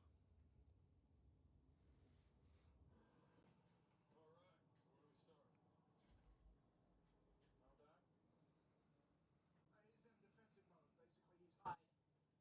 He'll be where he's least likely to encounter people. that would be this warehouse here. It's been abandoned for months. Company went bankrupt. And you won't need these. He's been specifically designed to be resistant to current anti-replicator technology. So what do we hit him with? Well, without access to base materials, he has a limited ability to self-repair. If you insist on damaging him, conventional weapons ought to do the trick, although you'll need a fair amount of firepower. Firepower we can do. What's he gonna do when he sees us? He'll continue to evade as long as possible. He'll counterattack only as a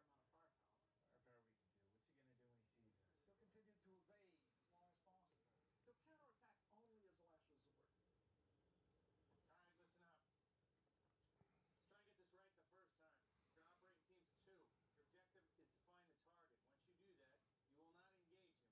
Once you do that, you will not engage him. You will radio in his position. We'll coordinate, see if we can't corral him into a corner, at which point we will bring as much force to bear as we can and take him out, all right? Let's do this. Dr. Poole, you're with me. Oh, I'm good. How you doing? It's one hell of a week. Yeah. What is it? It's him. Colonel Shepard, come in. Go ahead. We got a visual on the target. He's hiding out in the building about 100 yards due east of my start position. Looks like he's alone. Stay put.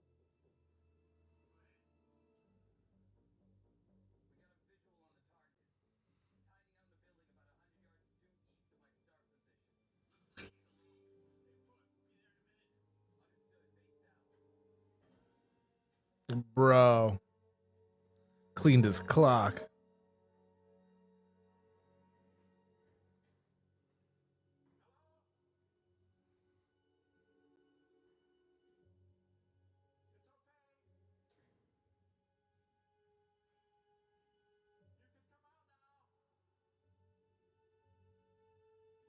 Hello? It's okay. You can come out now. I'm here to help you. Good. Okay.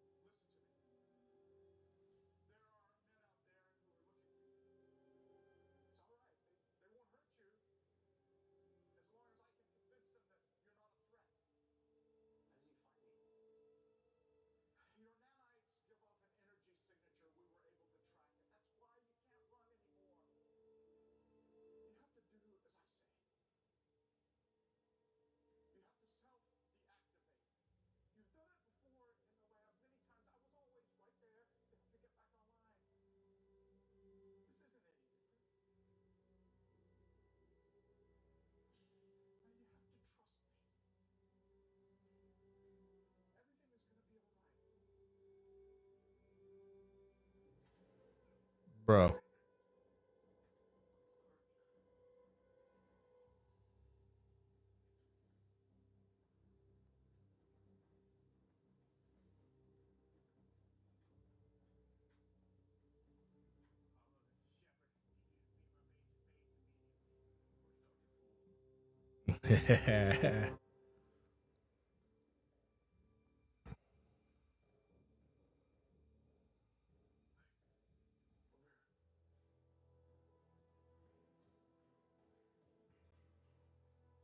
Bilbo, no. Damn, he's dead. Got him.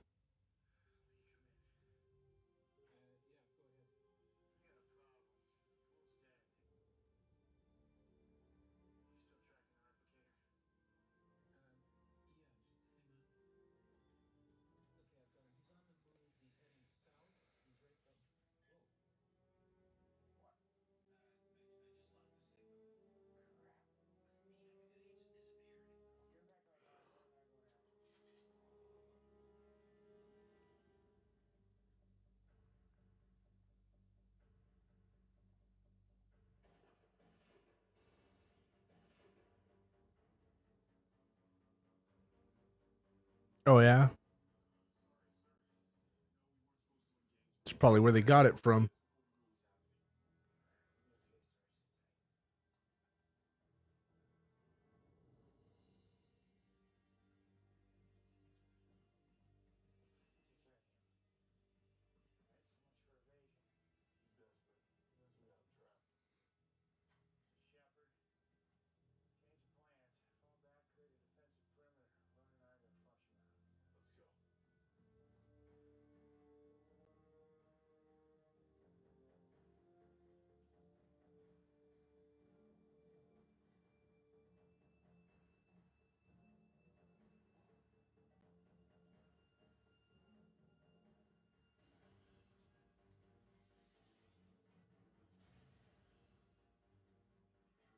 Bro.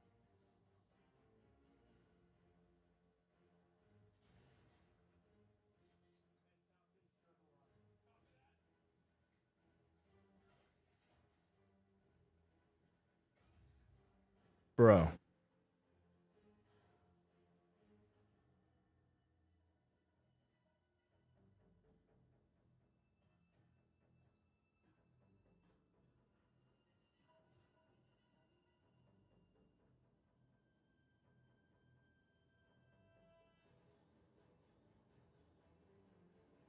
Yeah.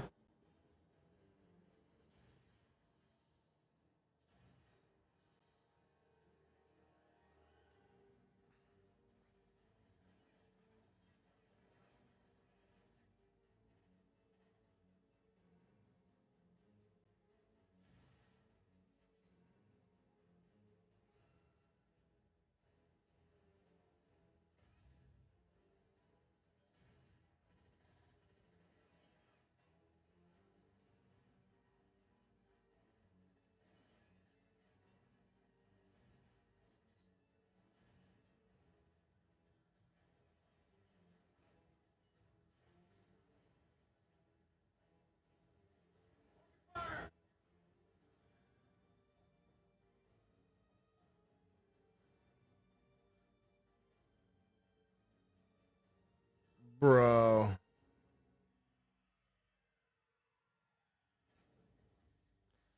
Damn.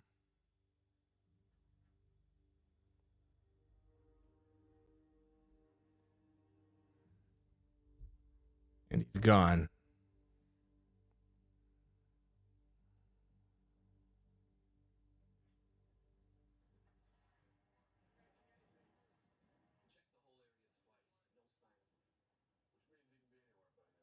Yup.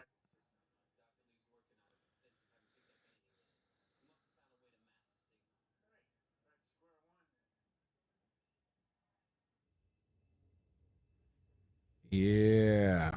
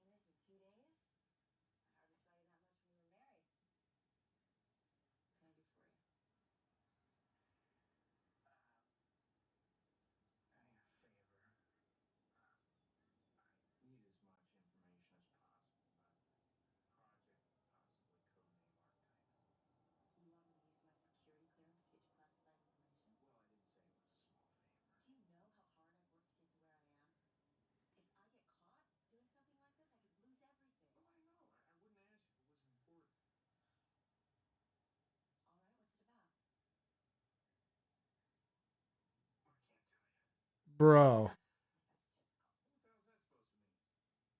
What the hell's that supposed to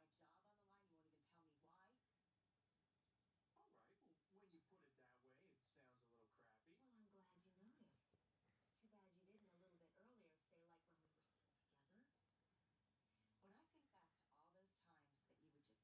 All right, well, when you put it that way, it sounds a little crappy. Well, I'm glad you noticed. It's too bad you didn't a little bit earlier say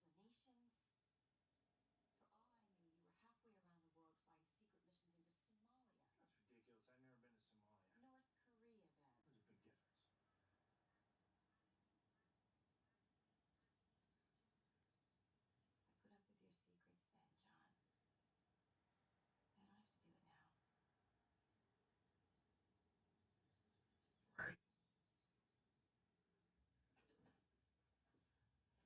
explanations. For all I knew, you were halfway around the world flying secret missions into Somalia. That's ridiculous. I've never been to Somalia. North Korea, then. There's a big difference. I put up with your secrets then, John. I don't have to do it now. Right. Hey. Colonel, they said I could come take some of his personal things. I'm sorry about what happened. Me too. He died thinking I betrayed him.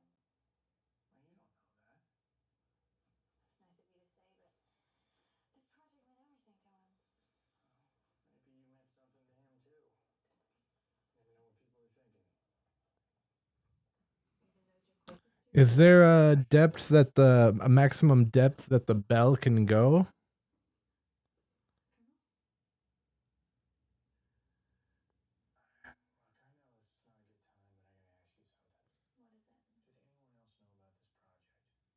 Richard and I were the only ones who Is it because of the same air inside of it pushing against outwards against it? Not that I know of. Colonel, how's it coming with the sensors? It's not, but Dr. Lee says it's pretty close to breaking the encryption code. I thought that was impossible.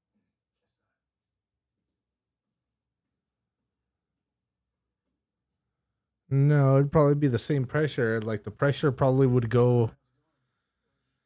The bubble pressure inside of it would probably go up as well. So there'd probably be like the same amount of air, just pressurized into a little tiny area above it.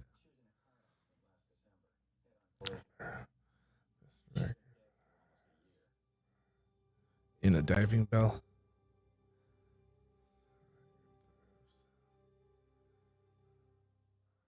Dude, I don't know. I would say the same air, the same pressure.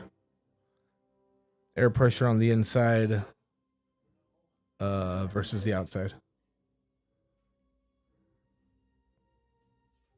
Colonel Shepard, I never meant for any of this to happen. I'm very sorry, Ava. Damn. And she bounced too, huh? Yeah,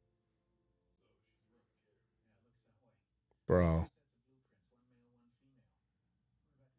What about the sensors? Yeah, we got nothing. She's masking her energy signature same way the other one did. Doesn't make any sense. She came to us. Why didn't you just keep her mouth shut? Why didn't she kill the guard? Come on, replicator with a conscience. Well, her programming is distinct from the other one. He's a military model. She's designed for social interaction, simulation of emotions, maybe even empathy. He built her to replace a dead woman from his past. Does that mean she can't kill? That's the Thunderhawk. Hell yeah. Not impossible. And we need them both. Anything useful left in those files? No, not much so far. Colonel Shepard, come in. Yeah, Shepard, go We're ahead. gonna have to make one of those. Dirty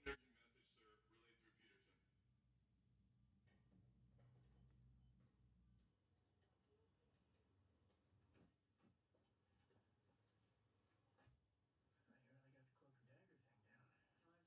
could find in Archetype. It's not much, but whatever it is, no one will touch it with a 10-foot pole. Yeah, I owe you one. Damn right you do.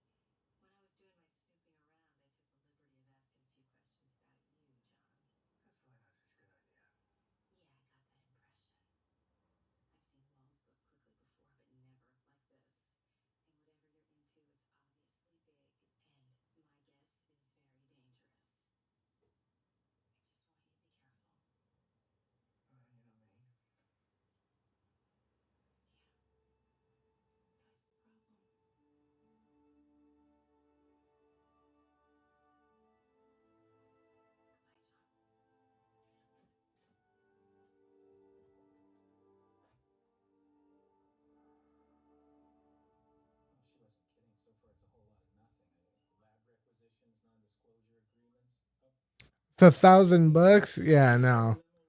I'm probably better off getting a 3D printer and just printing one out. Yo, D's, what's up, dude? Good morning, bro. Welcome. Glad you could make it. Thanks for being here, man. I hope you have a beautiful day today. How's your week going so far?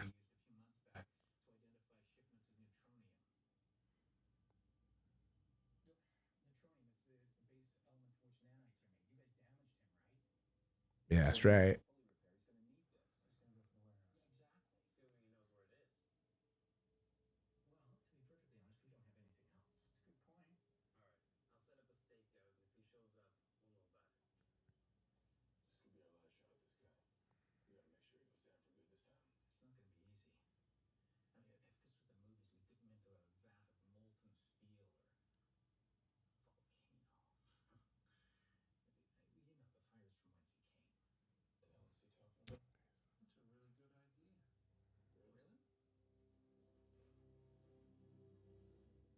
Nice, dude. Hopefully not too stormy. Hopefully it's not uncomfortably stormy. But yeah, dude, I hear you. Do work.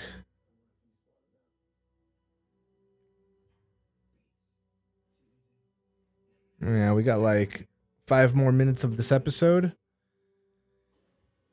And then one more special feature and one more episode. And then we'll probably call it a night. We played some God of War earlier, Ragnarok. It was pretty fun, dude. We had a good time. We played some yesterday or the day before, and then we played some earlier today. It was all right. I don't think I'll be playing any more later tonight, but you never know.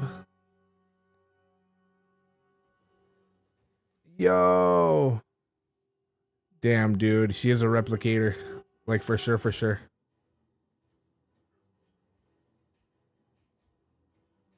Oh.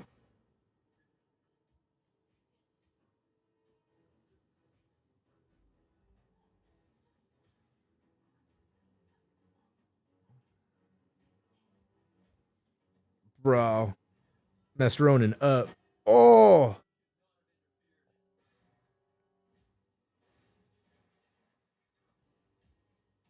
Bro.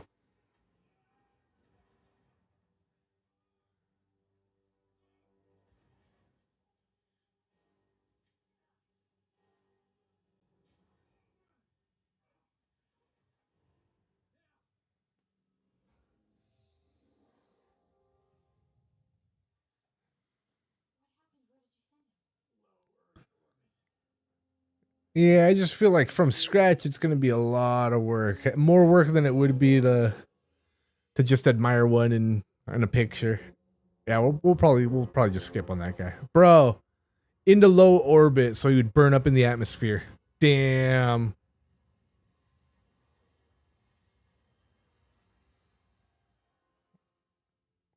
Got him. Yeah, there it goes. There's a ship. Yeah, no, it's badass. Maybe we'll do it. Maybe that'll be one of our Tuesday nights when we're done painting. We'll have something to build. All right, yeah. Send me the measurements. We'll look at them. We'll look at them.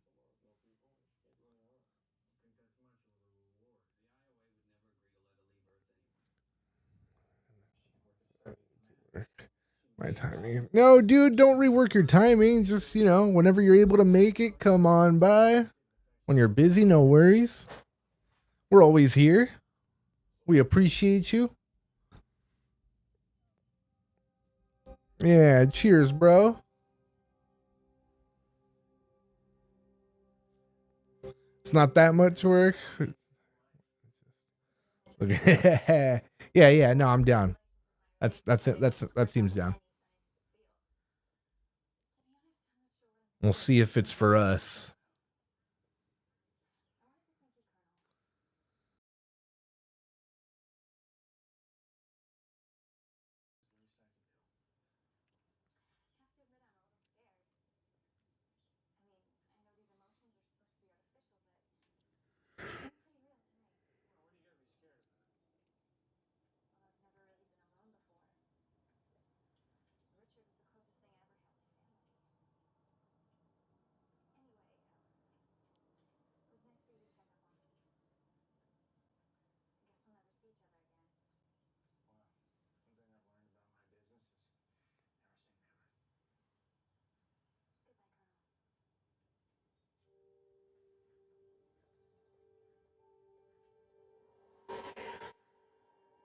Damn.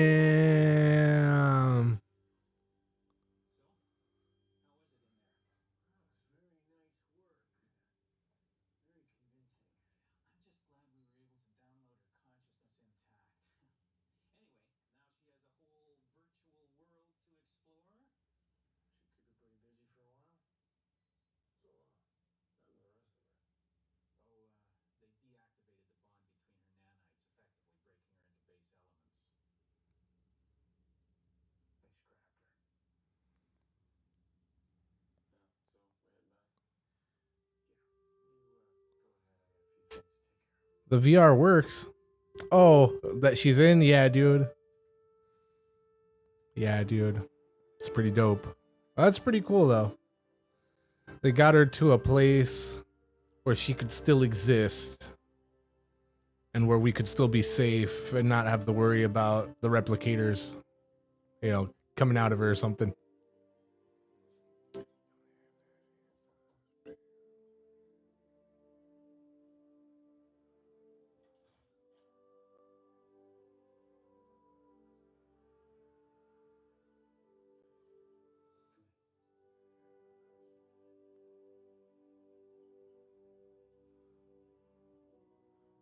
Pink insulation foam board.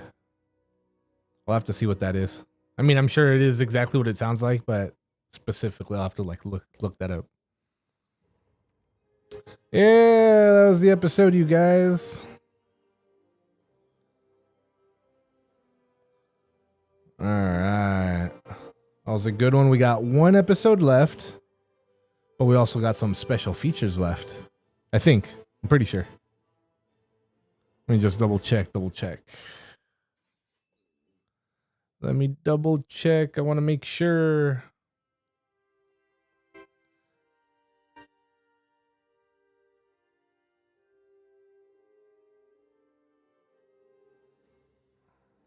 Quarantine Harmony, Outcast.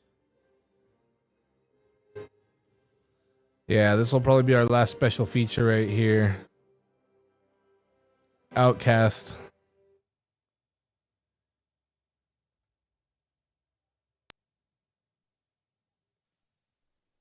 Remember, if they show too much, I'm just gonna blank it out for a little bit.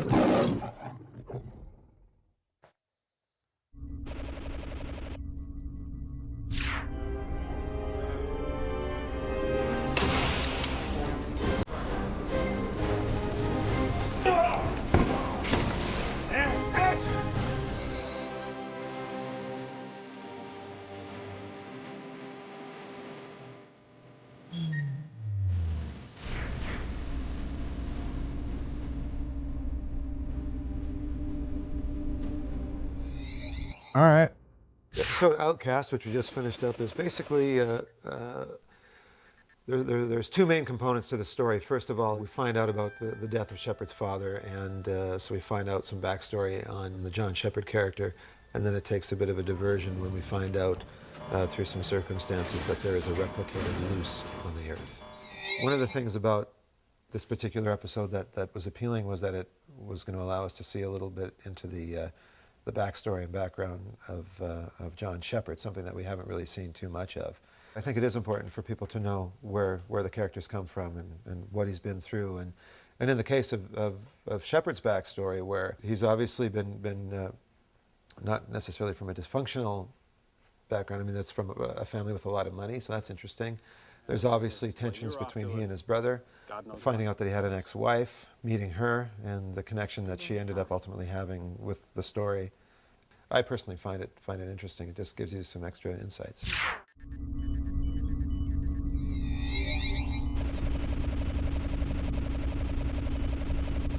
Yeah, in this particular episode, locations played a very important role.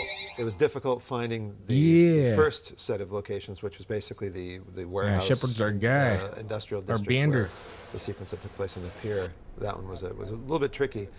Alan McCullough and Can't wait till we see episode Last Man. Location scouting done, but they played a Good pretty Shepherd episode. role. They, in those kind of scripts, the location becomes a character, and when we secured BC Sugar, it was great. The other great location that we had on that episode was Shepard's house in Southlands. By the way, I must say we've got an incredible locations department on this show. Oh, I see what you're saying.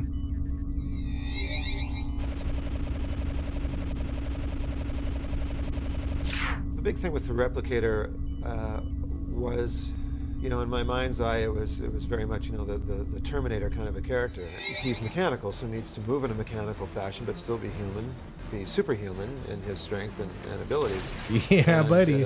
When James Bamford, stunt coordinator, and I were talking about it, we definitely wanted to have somebody that was incredibly athletic and that was going to have some acting ability. James very quickly had a couple of guys that he put forward. Yeah, this guy was one of them great. being Adrian, who was just incredible. You know, more often than not, I have a tendency not to look at stunt people's demos necessarily, unless I know that there's something very specific in the demo that would be pertinent to the episode that we were doing. So I popped in the DVD and not really knowing what to expect. He had a section tagged onto it about the Vancouver Freerunners, which is a bunch of very athletic people who, you know, can literally jump up and down buildings and around anything, and it's really something to watch. And when I saw that, I saw this, you know, this guy's going to be perfect.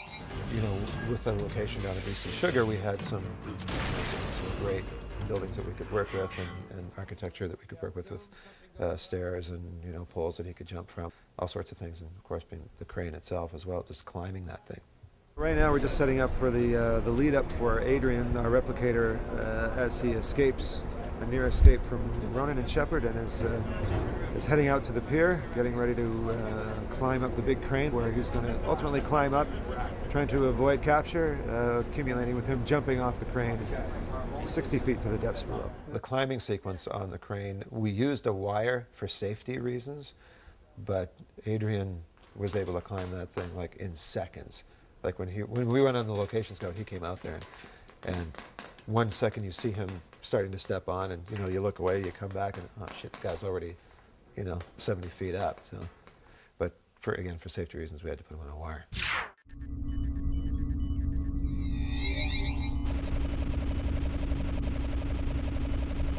The only time that we actually did use a double was we actually used stunt coordinator James Bam Bam Bamford to do the actual high fall. James was really the only guy manly enough to be willing to attempt such a death-defying feat. There's no safety, there's no preparation really involved at all. It's just jump. We're doubling the stuntman with yet another stuntman because this is such a dangerous stunt. We can't risk losing the guy who plays the replicator for the remainder of the episode. But we can risk losing Bam Bam. Well, yeah, exactly. As long as he makes the jump, that's all that matters. We ultimately decided on a free fall, so we sort of get one shot at this, which is why I think there's maybe 4 camera crews here today. It was a one-take thing. I mean, I suppose we could have done it twice, but it, you know, would have added a lot of money and additional danger components, because it's something that, you know, for the stuntman, he has to, you know, get himself pretty prepared for.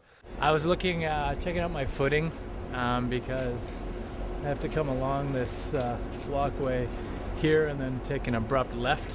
This isn't a fall as if I've been shot and I'm dying and I'm falling down. It's a jump, so in that way it's a lot safer. So I'm going to hit feet first, but what you don't want to do is bend your knees or leave any extremities to hit the water, because it's quite a slap. We have safety divers. We have 3 safety divers. We have a safety boat that's going to come in and sort of fish me out of the water.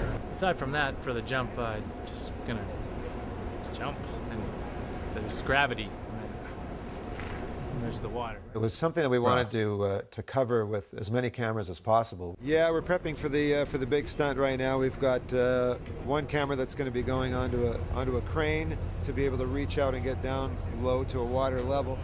We've got a camera out in a boat.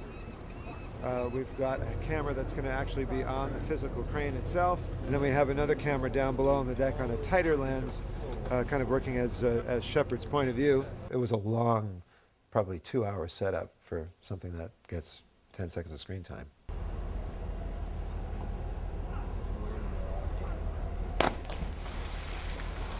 Unbelievable. Totally, it couldn't pay me enough money to do what those guys do, man. I can't tell you.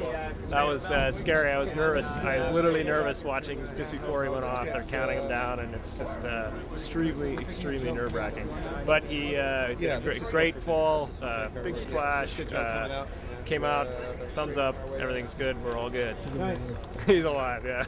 No, James did a good job with it on the fall because it didn't look completely out of control and erratic, but at the same time it didn't look, super tight and precise. I knew that it was going to be right the first time.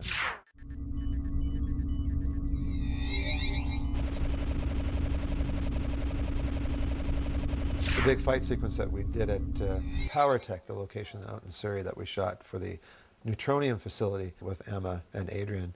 Emma, who played the character, had a lot of fight experience herself. A lot of it was done with the two of them. We did have a double for her, who was great and did a lot of the wide shots and overs and such, but we were able to get an awful lot done with Emma as well. She did a great job.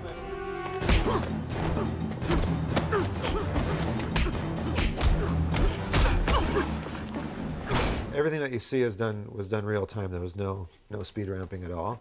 We talked about doing some ramping in post just to speed up the fight because it needed to be very precise, very mechanical. That was kind of the focus of that fight, was it needed to look incredibly powerful. And so we used 3 ratchets where we were, throwing people around. 3, 2, 1, go. Bro. What we're doing here is setting up for another ratchet. This is a ratchet from a kneeling position. Our stunt double Kim Chang is going to be kicked in the stomach, and she's going to become horizontal in midair, doing a half rotation and striking the crate with her back. Hopefully we'll get the right timing, and he'll give her a really good shot in the stomach. 3, 2, 1, go.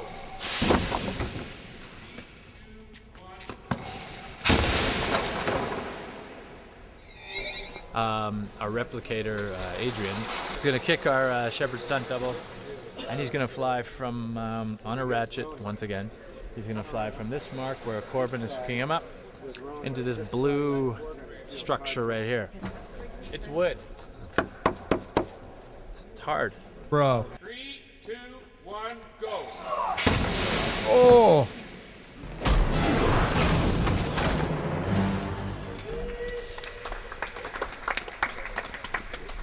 Perfect adjustment. Don't need a chiropractor. Bro. It was a really good fight. I was really, really pleased with how it turned out. And yeah. Overall, I think people are going to enjoy the episode because it's got a lot going on. I mean, it's got a lot the of unsung Shepherd, heroes and from a great lots show. of great action and the replicator stuff, which is always cool. The stunt doubles, you guys. And well, there it was. There it is. Here we were. We got one more.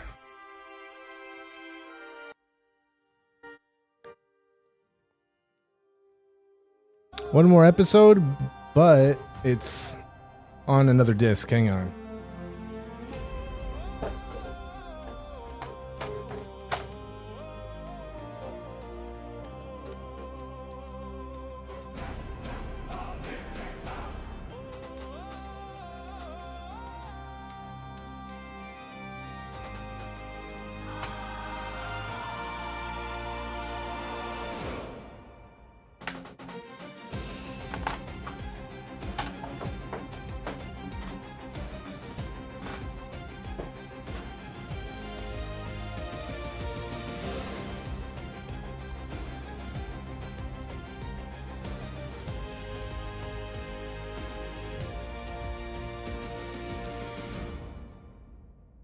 Yeah, dude.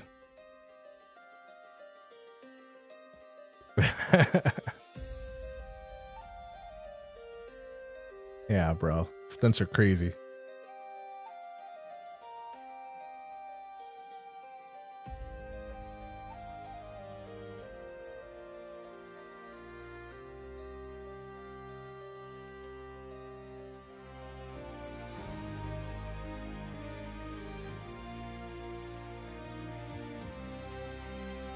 All right, you guys. Last episode of the night, episode 16. You can find it on Amazon Prime. We're at 5 seconds. You can follow along with the timer. Hang on.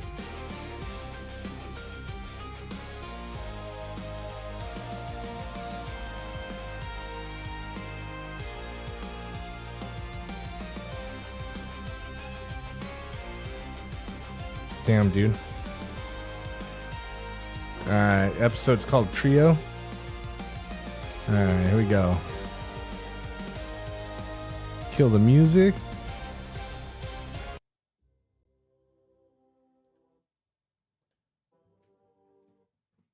We're at 5 seconds. This is what we see. We're going to count to 3 and we're going to press play. Here we go. 1, 2, 3. It's a mining planet. It's not that surprising.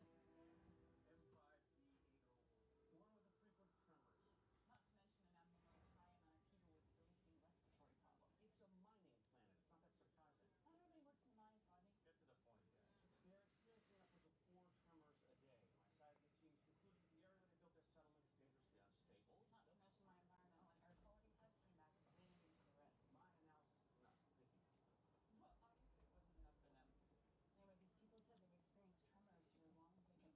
environmental and air quality tests came back way into the red. My analysis was enough. Thank you. Well, obviously it wasn't enough for them.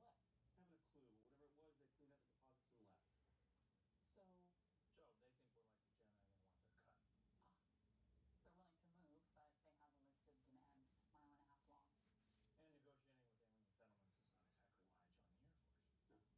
I'm pretty sure they've been breathing even longer.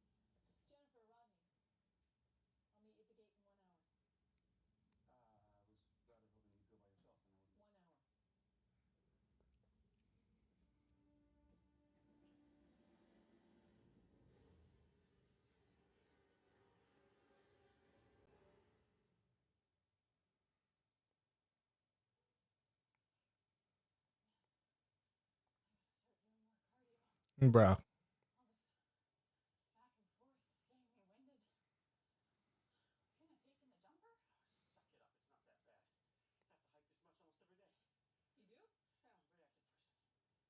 That's private medical information that should not be so cavalierly shared in casual conversation, Doctor. I don't think it comes as a great surprise to the That's not the point.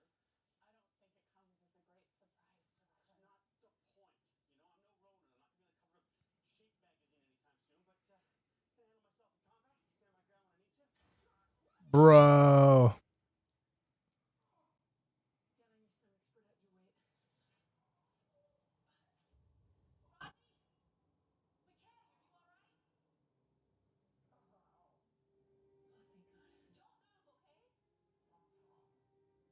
I'm used to an expert at your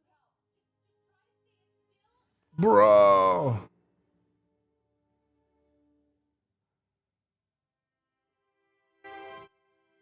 Damn, dude. It sucks.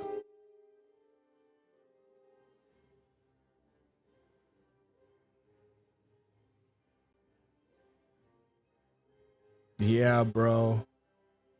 How are they gonna get themselves out of this mess?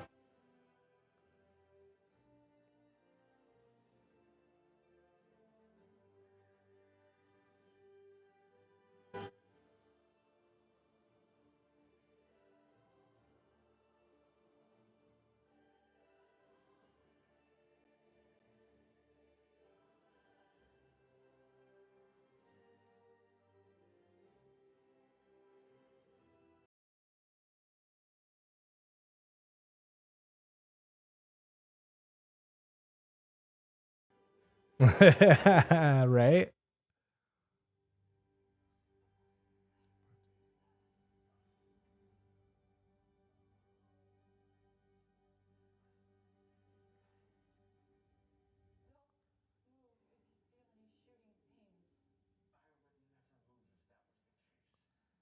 Oh.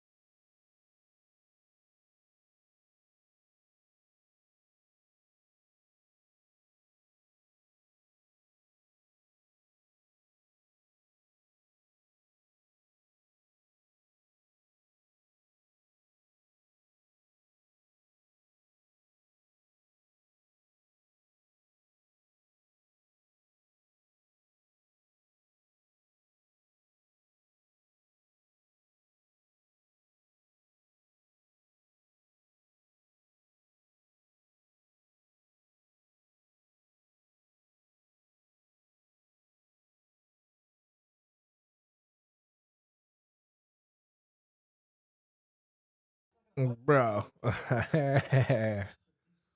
Yeah, this is how we learn, bro. This is how we learn.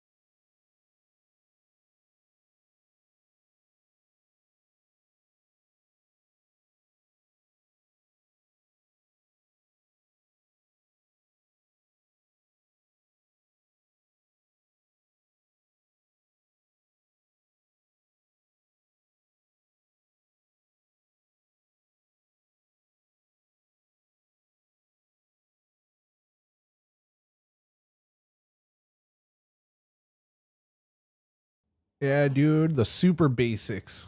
Red means bad, don't touch it.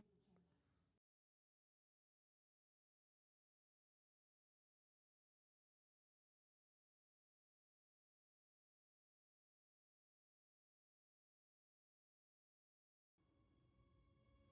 in the field for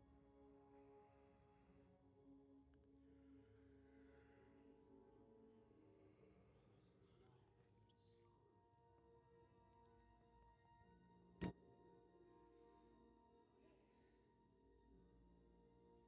another 5 before we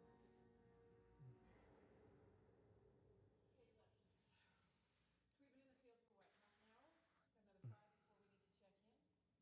So the safest thing for us to do is just sit tight and wait. When we don't check in, they'll send a team. Our radio should work down here, right? Yeah, good.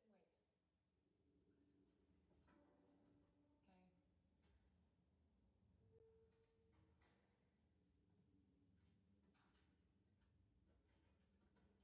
Anyone bring any cards? No. Bro.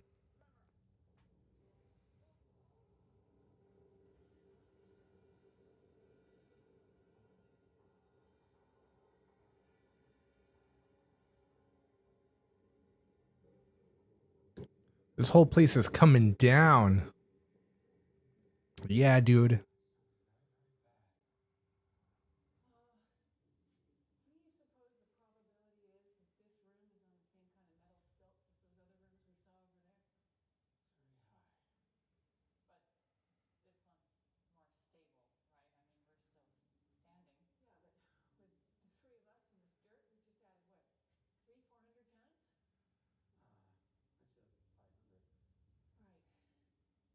And this region experiences how many tremors a day? 4 times a day at least.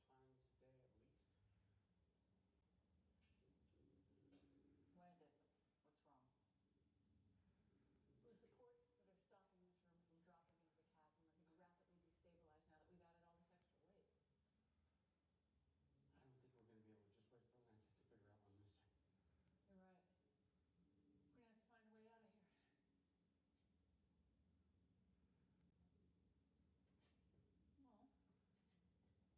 this room from dropping into the chasm are going to be rapidly destabilized now that we've added all this extra weight. I don't think we're going to be able to just wait for Atlantis to figure out we're missing. You're right. We're going to have to find a way out of here. Well, there are a lot of crates in here. Yeah, rickety old ones. I killed like 3 of them on the way down. Yeah, but maybe we could make like a pyramid. Stack them up. Climb out. I don't think there's enough to move. There are, actually. Just barely enough to get us high enough, but we should be able to make it work. You think they'll support our weight? There's only one way to find out. Sounds good, dude. And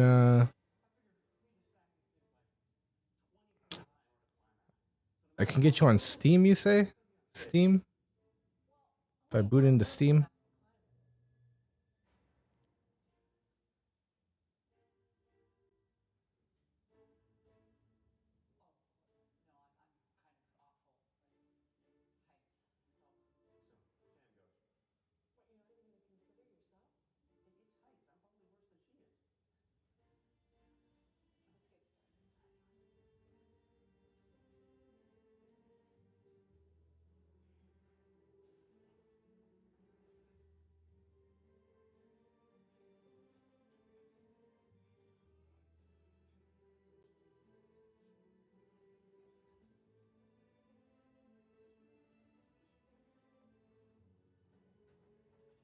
Yeah, Francois wants some help setting up his stream stuff.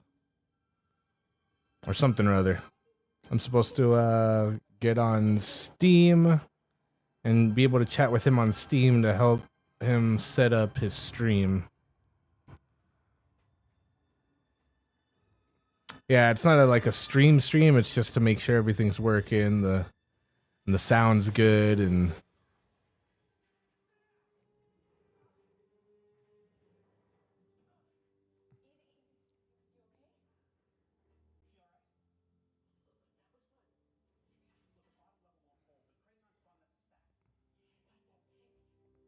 bro.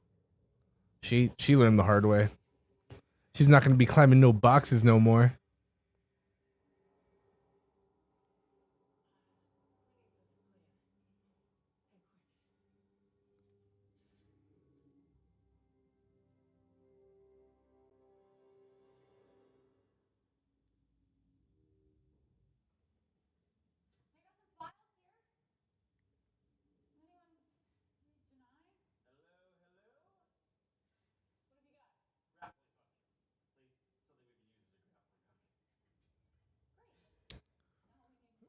Did you type in setting up a game on OBS? That's what I did to figure mine out. This was like 3 years ago too. I'm sure there's more out there now.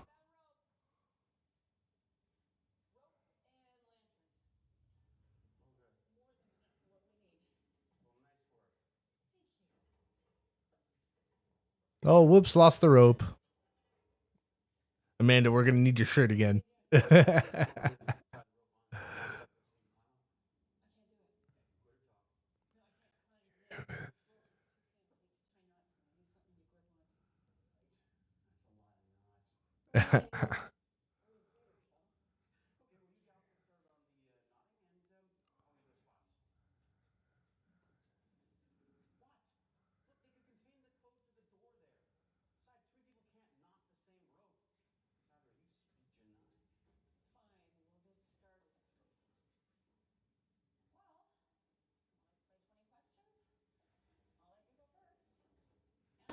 Wait, you already got the game on there?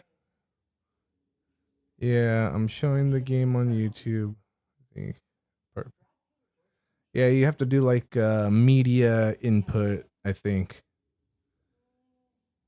I think there's even a specific one for game input. But I think mine's media. I think I use mine for media. Let me see.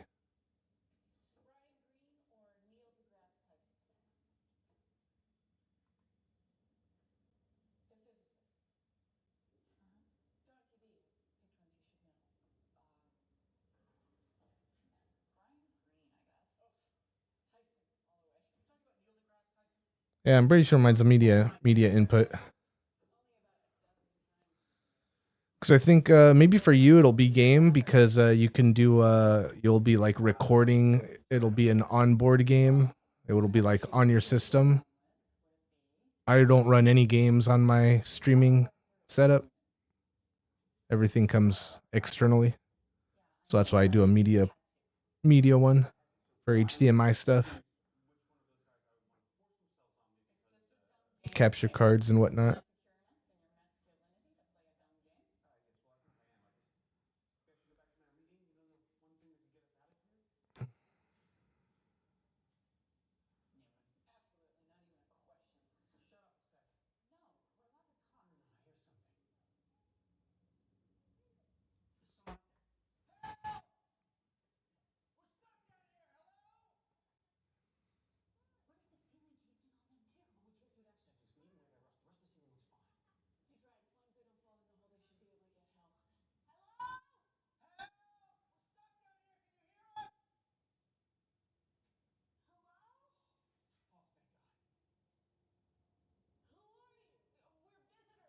punk ass kids.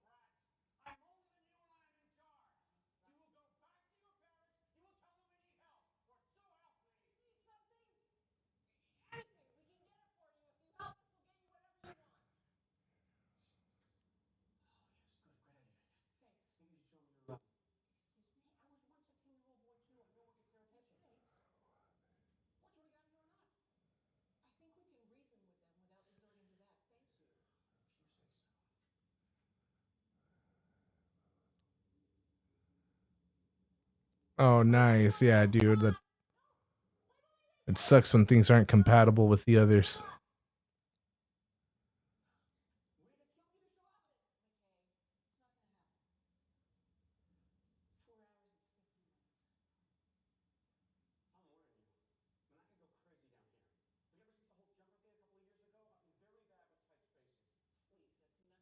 Yeah, what's up, Cappy?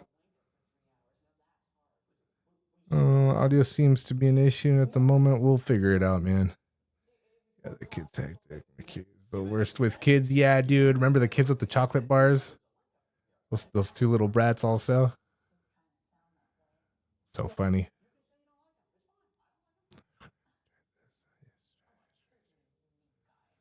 Crazy looping audio echo. Your audio bars. How many do you have? The green, yellow, red bars. Down at the bottom of them, mute them until they stop looping. Or you can see them.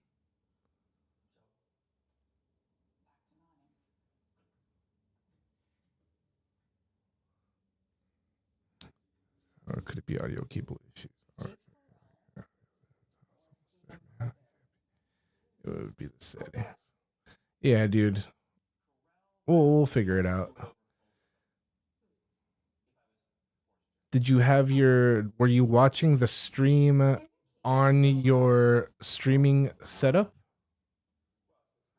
Because you have a whole bunch of different audios. You got like your system audio, whatever input audios you have.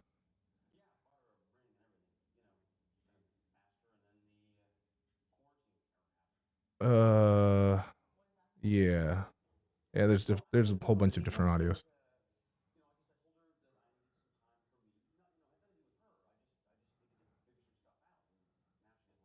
Gotta be your settings. All right.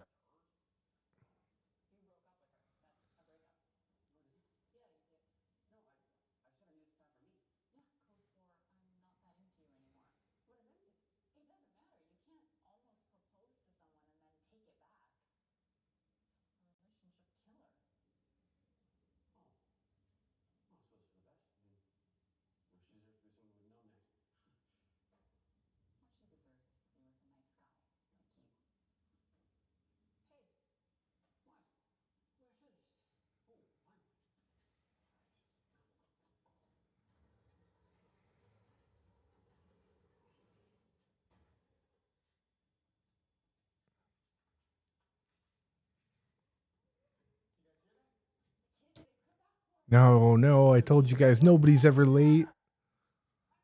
Well, at least wizards aren't.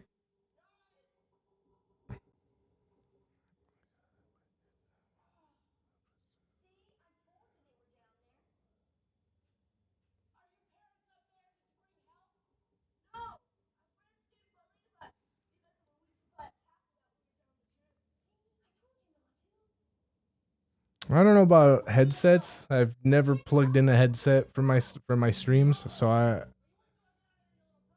I mean if it pops up separately, Yeah, I don't know. We'll figure it out.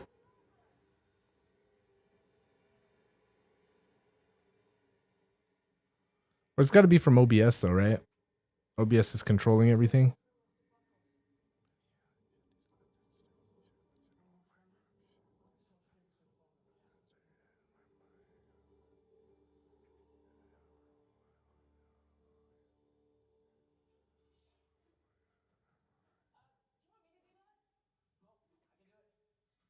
Oh, the onboard laptop mic. Wait, hold on. I gotta read Francois. Got my headset mic selected, but started looping. The echo played for like 15 minutes. Wasn't even like normal echo from double mics. So it was just headset echo over and mic echo over and over and over and over looping. That means your mic audio is going to OBS, and OBS is playing it back to OBS over and over and over again. So if your computer is listening to the mic, you have to stop the OBS from listening to the computer. Turn off your desktop audio and just have the mic audio as one of your audio devices. But turn off desktop audio.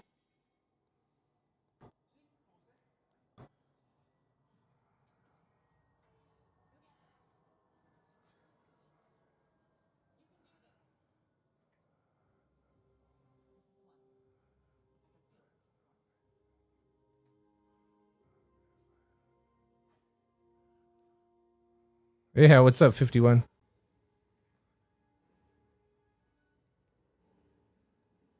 Yeah, 51. Any tips for Francois?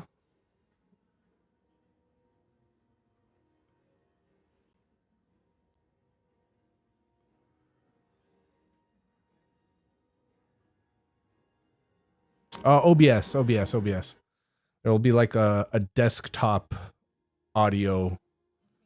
All those audio bars that you got, one will be like a whole desktop audio bar. And you should make your audio bars vertical instead of horizontal.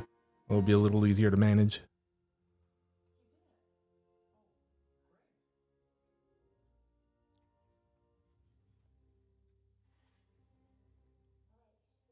We'll talk about it after this episode.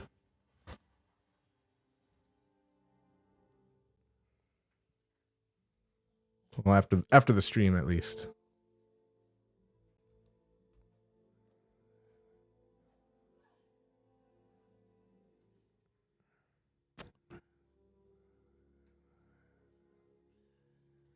Yeah, dude. Yeah, we'll get them up and running here soon.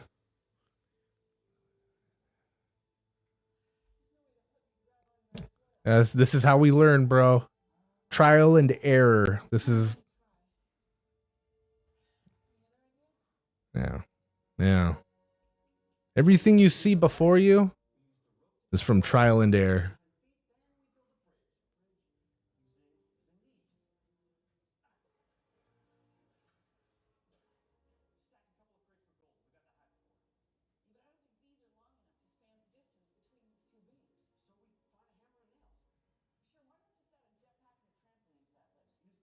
Got the desktop audio turned off. All right. So now we'll see if you're looping audio.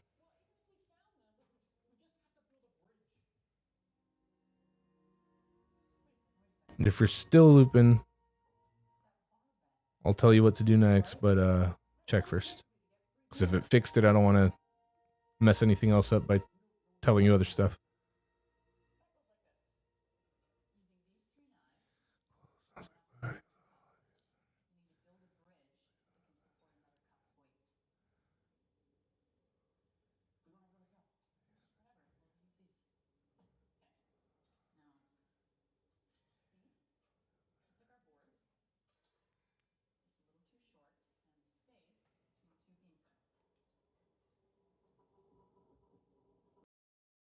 Yeah.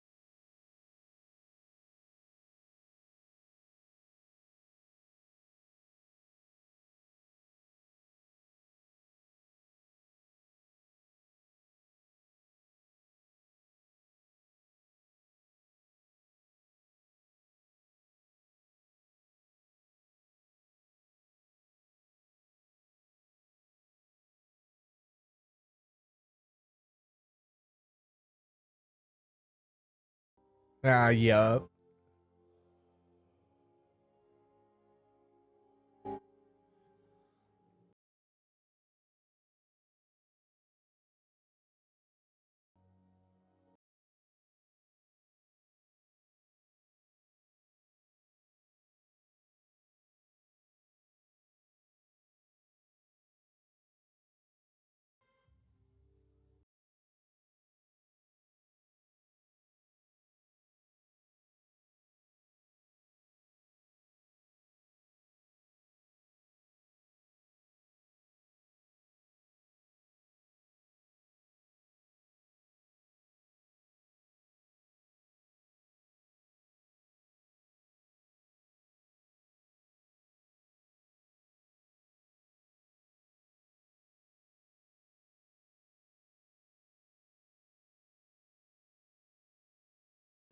Yeah, but it didn't. But in the end, didn't they end up telling their parents or whatever, even though that they would know they did get in trouble and they were able to get out? Or oh, dude, fucked her up,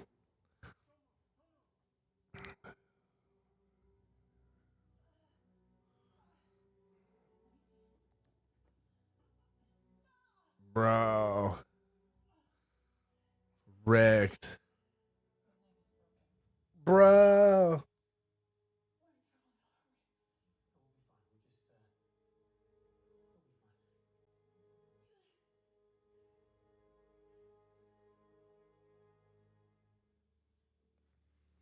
There's a cat. Hey, come here. Hi, buddy.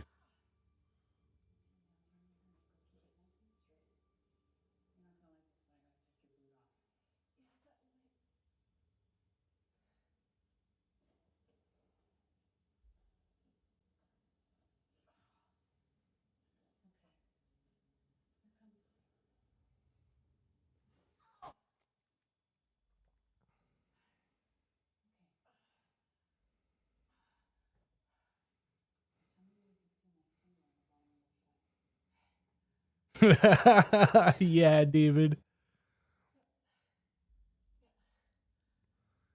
My SG1 skills. And then falling and breaking her leg. Oh, she's a little rusty, actually. Bro, what sucks? Good thing we got like healing technology from our different off-world counterparts. Join in perfect. Yeah, dude. Little buddy who thinks he's the star of the show. He is the star of the show.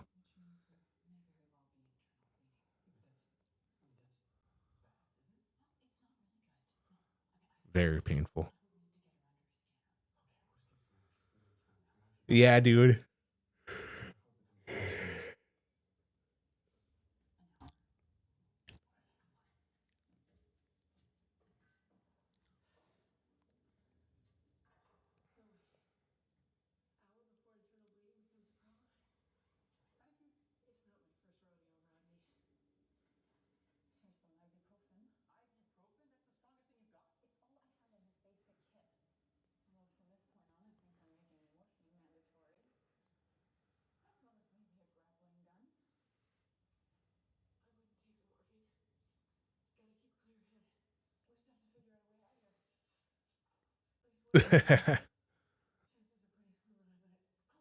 Yeah, fellas. Sammy. Yup. Well, the grappling hook didn't work because the hook wouldn't hold our weight in the soil. The crates didn't work because Sam was too heavy. Oh, well, we all would be. I mean,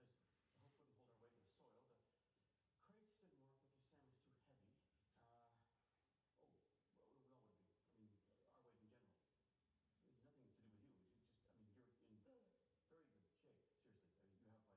Seriously, you have like it's the perfect body. Oh, not that you don't. Oh no, no, no. I realize that your bodies are different, and maybe that would mean that I think that your body is imperfect, but that is not the case. No, no, no.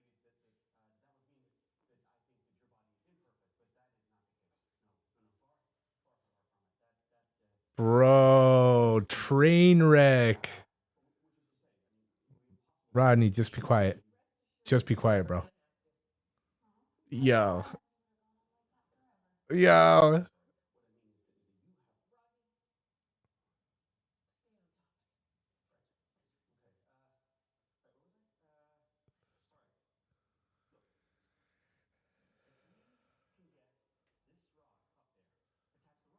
Yeah.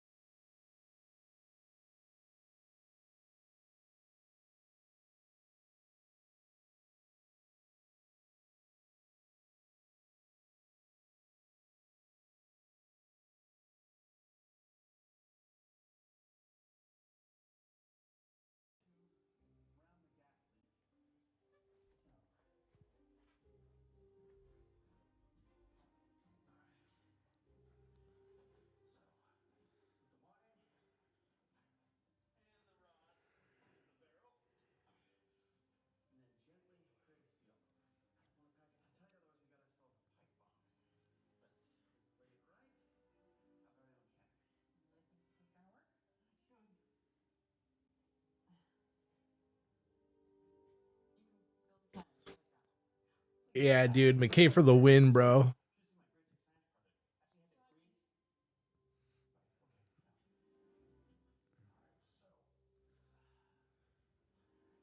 It's okay, Carter. You'll be all right. Here, let me kiss it and make it feel better.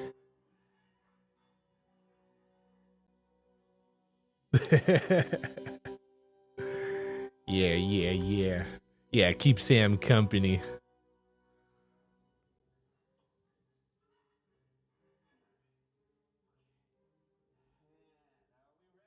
Sokar's jail cell. Yeah, that kind of company. Or in solitudes when they're stuck in the ice in Antarctica. And Carter's up against Jack for warmth. And she's all, "Sir?" And he's all, "It's my sidearm. It's my sidearm, I swear." Bro. Yo. I love it. It's so funny, dude. "It's my sidearm, I swear."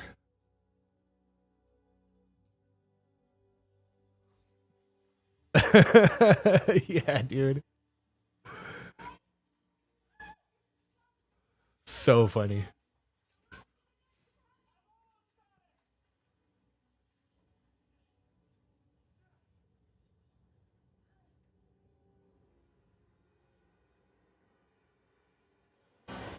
Bro, that place is going down. Bro, it's over for her. She's dead. Yo, as Carter gets another crate knocked into her leg, her other leg, breaks her other leg. Bro. Yo.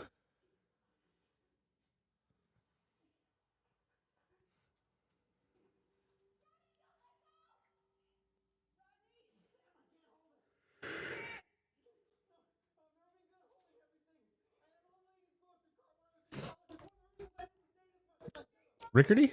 Rodney, dude. Yeah, dude.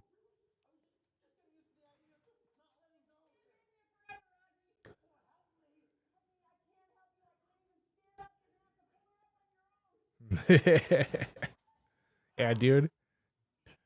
Ghosts be sneaking up on you, throwing crates, making faces at you that you'll never see.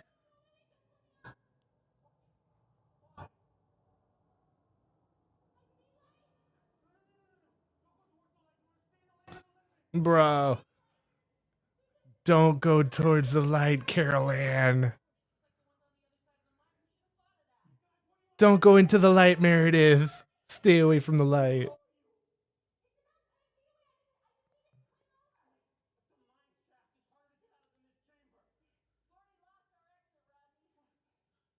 Bro. The bunker shifted under the ground, so the ceiling hole is gone. Wow, that's wild.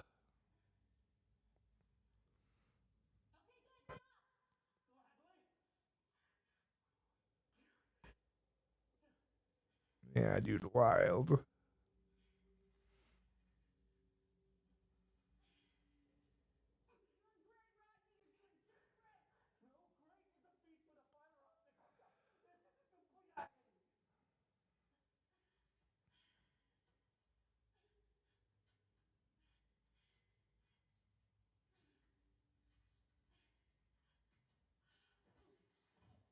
Bro.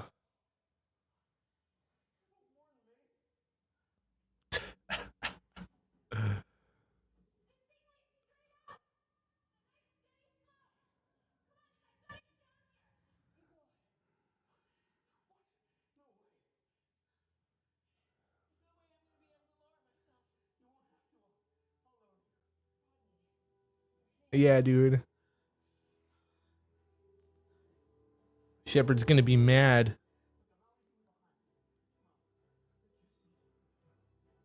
Ronan's gonna be mad too.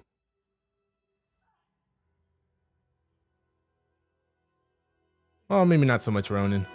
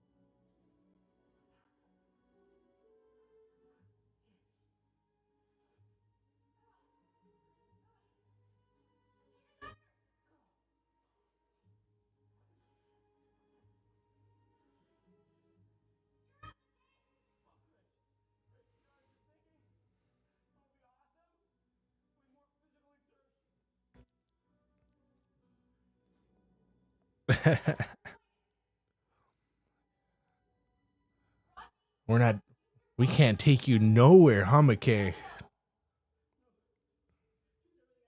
Nah, McKay's got this, dude. McKay's our guy.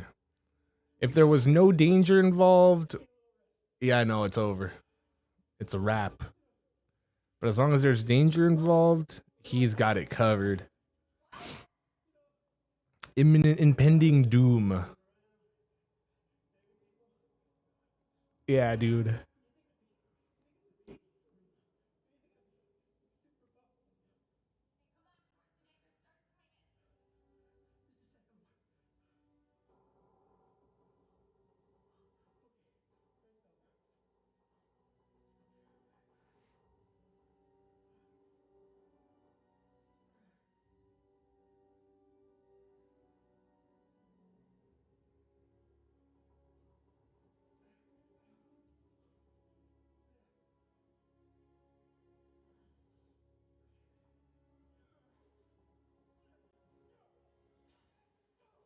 Bro.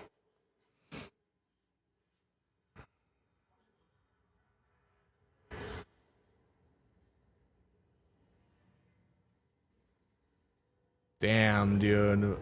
Just missed it. Yeah.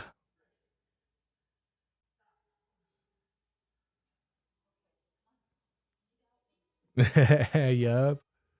Yoo-hoo. Come on.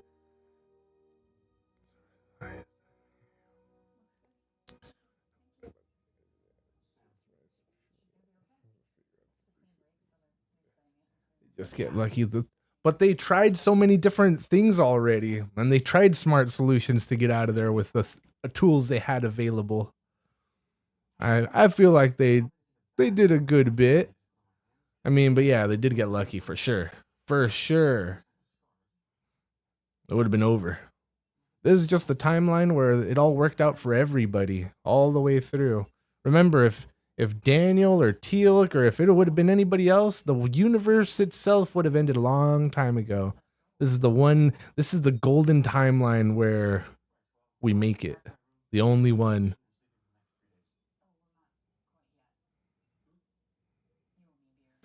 Wham. Yeah. Yeah. Almost a minute of delay in the audio. Wait, was it the desktop audio? Did you turn that off? And Did you have a different? Do you have a different audio on there?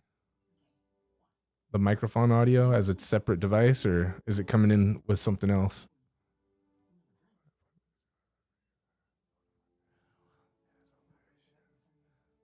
Just unlucky. Wow. Unlucky with plans, lucky with failure. I was trying to strong. But the delay may be ready.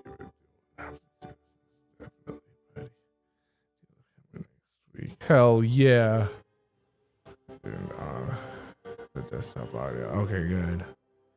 But you can your regular mic is still good with as a separate audio source. Yep, 59.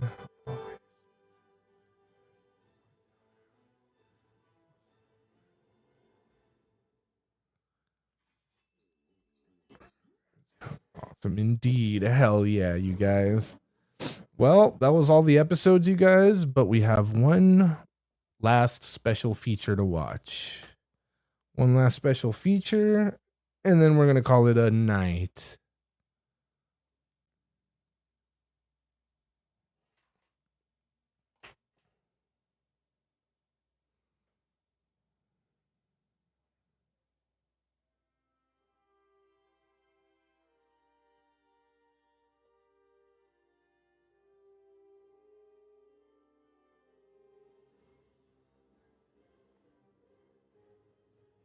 There it is.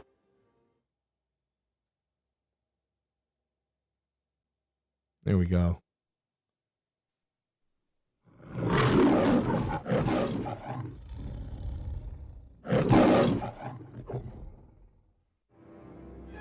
Hell yeah. Trio was the most difficult episode we've done this year. It is the most logistically complicated episode I have ever been a part of. That episode was physically demanding on those actors. You just had the most fun you could possibly have.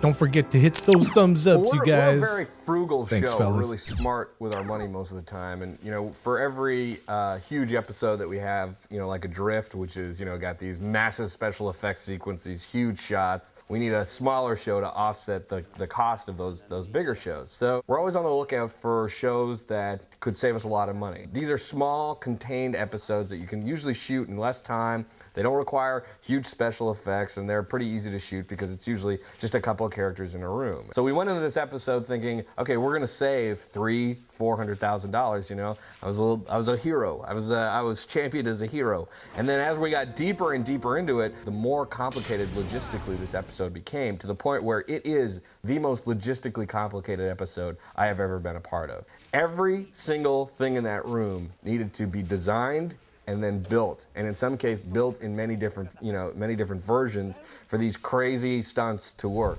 This show is so dependent on, and I've talked to both Ray and Evil about this. They're so dependent on all these gags being coming to fruition on the day. I think what we really need to do is we need to do as much rehearsal with this stuff, Bam Bam, Ray and Evil, with all these gags, that to make sure that it's going to work. I mean, quite frankly, we can't be doing these gags for the first time. Thanks, on Deez. set. I That's appreciate what you it guys boils hitting down to. that We have to figure out a like way that we can get in there before and try everything once. Yeah. So the whole episode very clearly becomes about, they fall down the well, so to speak, into this room, and they spend the whole episode trying to get out. Simple enough, and the rest is peppered in with, emotional and character stuff. So we all sat down and tried to figure out, okay, what is the action of the episode? You always need jeopardy in Stargate episodes, whether you like it or not. And so we were going to base it around these stunts of them trying to get out of the room. And then in the figuring out of how to make that episode good, we all got very excited about some things that ended up being very expensive. And you kind of back yourself into corners where you suddenly realize, wait a second, okay, this episode maybe is not cheap. We had, 4 very big stunts. We, increased the room tilt from, only being able to take 8 degrees into continuum to 20 degrees. And then at the end of the day, the whole way to get them out of that room was for them to go down. Yeah, dude. We didn't have it There down, is, I'm so telling we had you. to build this insanely expensive. People get the massive feeling set. of, what oh, started out as I gotta, an idea. I gotta hug it all to myself because if anybody else streams, it's taken away from me. It and ended it's up like, being bro. not only one of our most expensive episodes this year. It's not the case at all. But it again one of the most. In fact, I want to see you less because you're like that. There's a tendency for people to see difficult as impossible. And what my job and Martin's job was in this was saying, yes, it's difficult. Stop seeing difficult as impossible and make it possible. The planning is so intricate. Meeting after meeting after meeting just to make sure everyone was on the same page. And then you have James kind of draw up these, here's how it goes, A, B, C, A, B. So it's like you basically create a playbook for the episode. Usually you have kind of a week to get a show up and running. This show took about a month to get up and running. Again, because of so much that needed to get built. Yeah, I mean, the whole idea of bottle episodes is to use sets that you have and to, to be cheap. And in the movie Continuum, they had built this massive boat set, the back of which they built this, kind of 30-foot cubed room that could tilt on its side. We told everyone, don't take that set down. We're going to use that set. We haven't quite figured it out yet. So this room was originally built for the movie Continuum, Stargate Continuum. It was designed to tip 8 degrees, but it never quite tipped enough for what we wanted to do with it. So we've raised it an additional 3.5 feet. So the whole set now is up 6.5 feet. Bro. And it's on hydraulic pistons that when they employ can tip the set up to 20 degrees, which is, substantial. That's very plenty fast enough.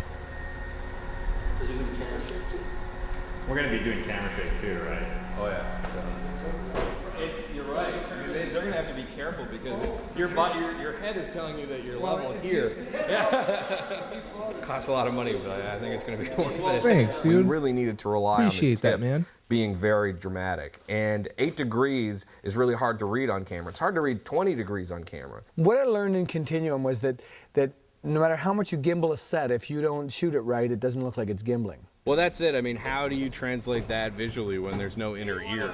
We're being very selective with kind of flimsy stuff that we're hanging all the way through so that when it tips, you can get a sense that the whole room is actually cocked and it's not just the camera, On this one, we gimbaled at 22 degrees, so everybody was standing on such an amazing slant. And in order to show that, you have to shoot the camera level to the floor, and then you see people standing at this weird slant.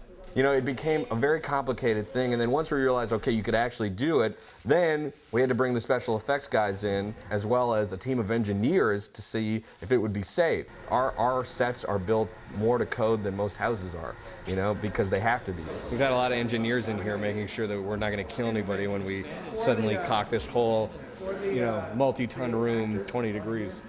And that was just to get it to tilt. Everything else, what happened inside the box, the actual body of the episode, we were just getting started. So we couldn't figure out, how do we get them out? How do we get them out? And then Paul came up with this very complicated idea that only the boss can come up with because it's expensive. And he drew this very simple, like line drawing of the room tilting. Yeah, I in see this it happen all the rock time. face, and it Well, was a they hole could running do- up, I mean, the cavern. it depends. And, It depends. It can get annoying, and too. He drew it, and we all looked at It it can and get kind of annoying. nodded because there was silence in the room, and he's like, I know, You know what I I mean? just spent $150,000. You know what I'm saying? You have a great guy like James who kind of, very quickly comes up with this charcoal sketch, and you get very excited about it because it's going to be awesome. And at that point, you're kind of committed to the cost. I'm sure when out of desperation, when there's it's the bigger only cool way streamers, they you're gonna deal keep with them it a out of lot the room. more than just a person here and The there bar bet doing stunt kind of epitomizes the whole episode. It's something that you can show someone very quickly, and then to actually do it is very, very complicated. So they have to build this kind of intricate lattice work that Carter remembers from an old bar bet that you can kind of put 3 knives together and span between 3 mugs and hold another Yeah, mug. no, but we get that. We're doing like We get that. 10 times bigger with big, 2x10 planks. I mean, when you're designing puzzles and stuff like that, it's pieces of paper, it's, a painting or a wall or some device. But when you have people crawling all over your stuff, it gets a lot more involved and a lot more You'll get your complicated. trolls here The and problem there, that we're trying to but get past right now either is, they'll of course, move you can on see we or have 7 guys trying to do this right now, big burly construction people. And we they'll need become 3, part of the group. not so burly actors to be able to do this while standing on 12-inch beams 15 feet up in the air. So obviously, you know, that would probably be impossible to do, especially with the whole counterweight of the board, having to hold the board, you know, all the way out. So we're figuring out right now where to put a pick so that it can lower into place and look like the three of them are lowering it into place. There were 3 stages to that bridge. 3 separate stages that had to be built. So what on the page looked like something very simple actually slowly became impossibly complex. Stage 1, you would have 3 boards up there, so they each have their individual boards. They're standing on various parts of the two, you know, the two planks running side by side. Then, because it's a TV show, you know, we need to show it all coming together. Now, the coming together of it would have been impossible, right? And so people are like, you're trying to tell me that they, you know, doing this, and I'm like, no, it's a TV show, guys. We're going to cheat it. A fight that we have a lot is what would work in real life and what works for exciting television. And this is one of those things that kind of really rides that line. It would technically work, but we're trying to streamline it so that it'll work for television. They lower the boards into position. We erase the wires. Okay, we have the bridge. Now, you get rid of all of that and you bring in your second stage, which is actually the 3 boards bolted together so that Amanda can actually walk out there, you know, connected by safety wires. But I can understand. Awesome. Like, Now I you understand can build it. crates and It's you can just, do all your scenes on it.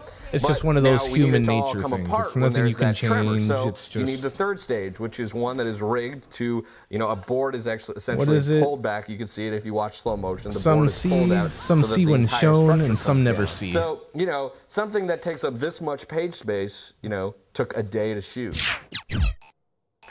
Trio was the most difficult episode we've done this year, as far as I was concerned, in terms of what I had to do.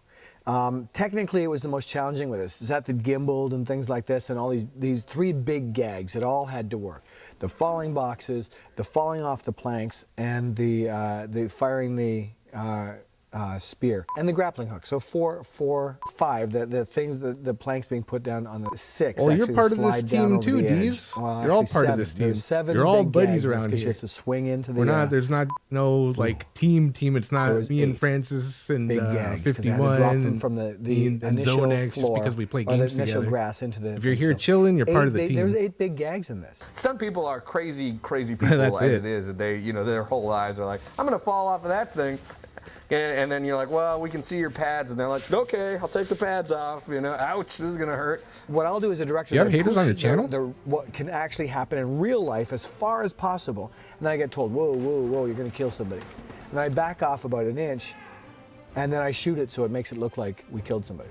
At the end of the day, if someone were to get hurt, Yeah, that's I right. would feel like really dumb that they got hurt for an episode of Stargate. We're about to test 1 or 2 stunts. Yeah, dude. Depends on whether the Pleasure's stunt riggers mine, or the bro. special effects riggers are ready first. So to my right, we have it's about a 20-foot descender gag. What we're preparing to do right now is a bag test. We have a bag with the approximate weight of the stunt performer. But watch. It's an approximation of what may happen with the human there. So we try to eliminate as many variables as possible before we actually put a human on the end of the cable. 3, 2, 1, go!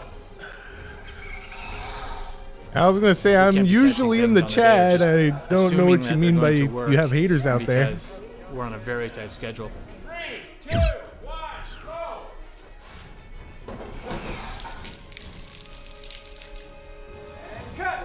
What's happening now is you're Yeah, dude, just all the getting buddies, all the buddies that are here, even the lurkers, the bots, they all know who they are. It's falling and grabbing and just They're all part of the team. We're all on the team buddy.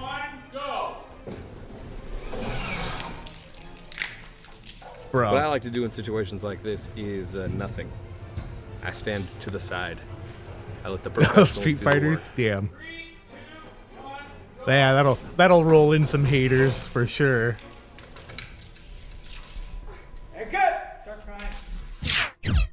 Up here Good old is the Street Carter stunt Fighter, double, pulling standing on top of the 3, ratchets 2 or out of 3, the woodwork.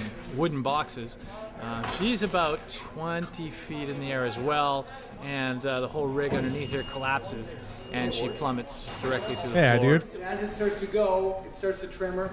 He starts to move here, and then as the thing goes, he pulls away. Sure you can. Yeah, dude.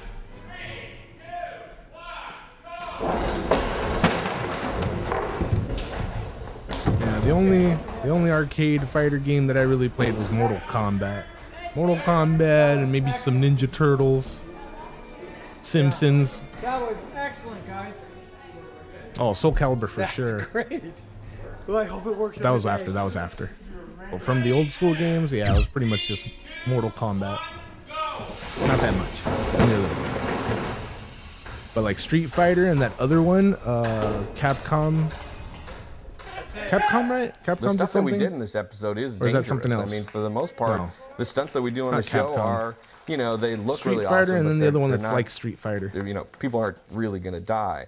This, with all the wires and the you know, the collapsing crates and the you know, the especially the pretty, you know, awful Roots, that's fall my roots, from, your childhood, you know, 30 hell feet. yeah. You know, thank God we have, you know, one of the best Simpsons, hell yeah, stunt dude. coordinators in the business, you know, Bam Bam, and he really Mortal makes Kombat sure for sure. that no one is going to get in trouble. So Dark Souls, no. there is a certain amount of It's relief another, like, and arcade reward fighting when it game, goes off right, and but there's- up it's until there's Street that Fighter, point, you know, Mortal this was an episode Kombat, where I was waking and- up early a lot of the times and coming in and just I don't remember that other sitting, one, but crossing it's my just fingers, hoping it's the same for no thing. The problems. two guys on the sides and they go back and forth. When it gets to the actual shooting of it, it's less excitement and more, you know, terror, hoping, because you're the jerk that got everyone into all this Feel the trouble, blood right? No, That no, episode no. was physically demanding on those actors, particularly What? No, Amanda. no, The none of irony, that. of course, is that in the show, When I she's think playing of the it, I'll character let who you does all the guys know, and climbing, you're gonna it be was like, sort of "Oh yeah, the that first one." choice to Everybody do the knows that climbing one. because It's so common. We've already established that but I don't remember Jules' it. character It's one of is those. actually afraid of heights, and David's character is just not a very physical guy. But in real life,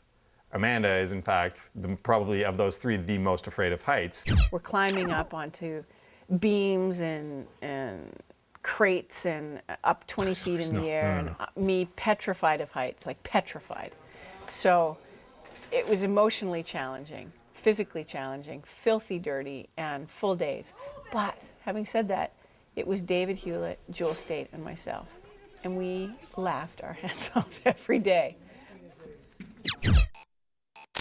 As a producer, those episodes are kind of excruciating. I mean, they're fun because those are three great actors to hang out with all day. And Martin is, you know, probably, you know, our most detailed-oriented, you know, director. You know you're in good hands, but, you know, you're also the guy that has been convincing everyone who said that this was a bad idea that this will be a good idea. This will work. This will work. So, you know, you feel, maybe it you know, was both Capcom. Martin and I think felt that we had put ourselves personally on the line a lot, trying to convince everyone that we could do an episode this complicated in only 8 days, you know? But, you know, visually, for an episode that takes place in a single room, it's actually great to look at. There's so much happens in this episode. And Yeah, Soul Calibur was it's great pretty too. But exciting. no, yeah, it's probably Marvel vs. Capcom, something like that. Wasn't there an older, better one though?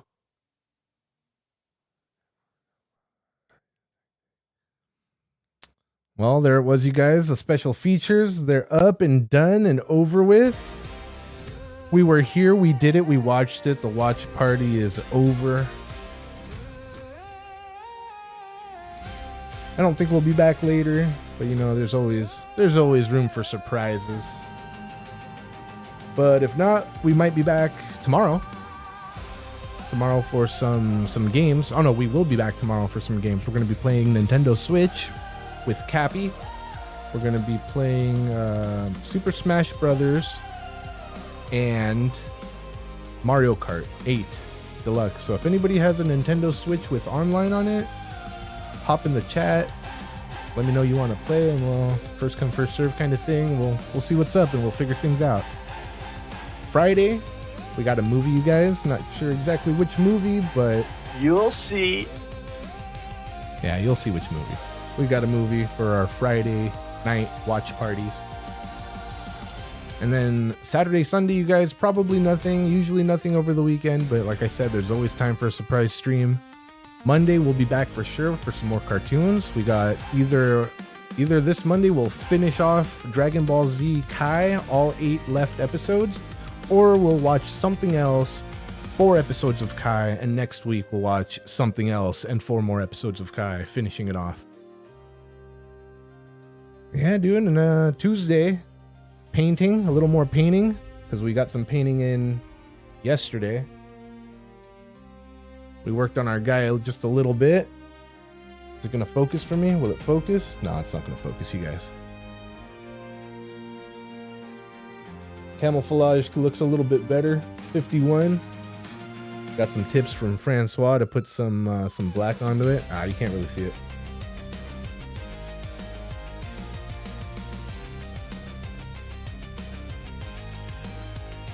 Oh well. Anyways. Yeah, so Tuesday we'll do some more painting. Hopefully some Darktide if we get our laptop fixed by then. We'll see what we do, what's going on, and what's happening. And that's about it for now, you guys. Right now, set to private. Let's see about changing it. Oh, I don't think you can change it while you're already live, Francois. You're probably gonna have to kill it and either make it untitled or whatever it's called. Not private and not public, but the other one. And if you have a link for it, you could send the link out and I can get the link and join that way. But just do it public, dude. I mean, just do it public, call it test stream, just test. And that way people know if they want to come to check out the test, they can check out the test. If not, fuck them. But yeah, dude. Deez, thank you for hanging out and being here, bro. Appreciate you. 51, thank you for hanging out. Francois, thank you for chilling.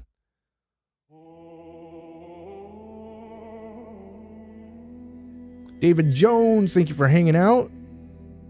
Bella True, thank you for stopping by. Cappy, thank you for showing up and hanging out. Lurkers in the background, thank you for being here. Thank you for watching. People that I forgot and missed, my bad, but thank you for being here and hanging out as well. We'll be back. We'll be jumping around from stream to stream. You guys know who the fellas are and which fellas are streaming. We got Francois, we got Area 51, we got Cappy, we got Max the Robot Crab, we got Zonex. We got a different homie that always supports the channel, Bandit Coop Milk. And yeah, there's a couple other people out there. We got Squall Rush that's always hooking it up. We got Brockstrap 55 also that comes through every now and again. And yeah, dude. Of course, all the viewers and watchers out there, I appreciate you guys as well. But we'll be back. We'll be doing it. I'll be jumping around from stream to stream. I'm sure you guys will see me here and there. Time is precious, valuable. We'll never get it back. I appreciate you guys for spending some of that valuable time here. And I will catch you guys here on the next one. Peace. Could taste metal and amber. Every lie right there in the stand. Sirens fall, but the thunder was a voice in my busted chest. Did you build all this blunder? Did you call all this mess?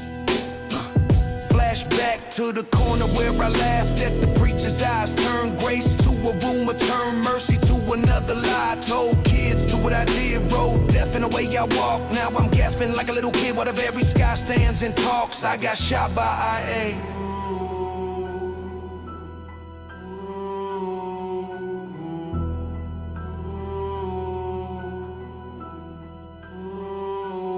He said, you know, every deal, every bruise, every cruel excuse. He said that you, a mirror made of gun smoke, truth come through. I try to point at the system, try to point at the block and the family, but every road kept twisting right back to the man that I am. I got shot by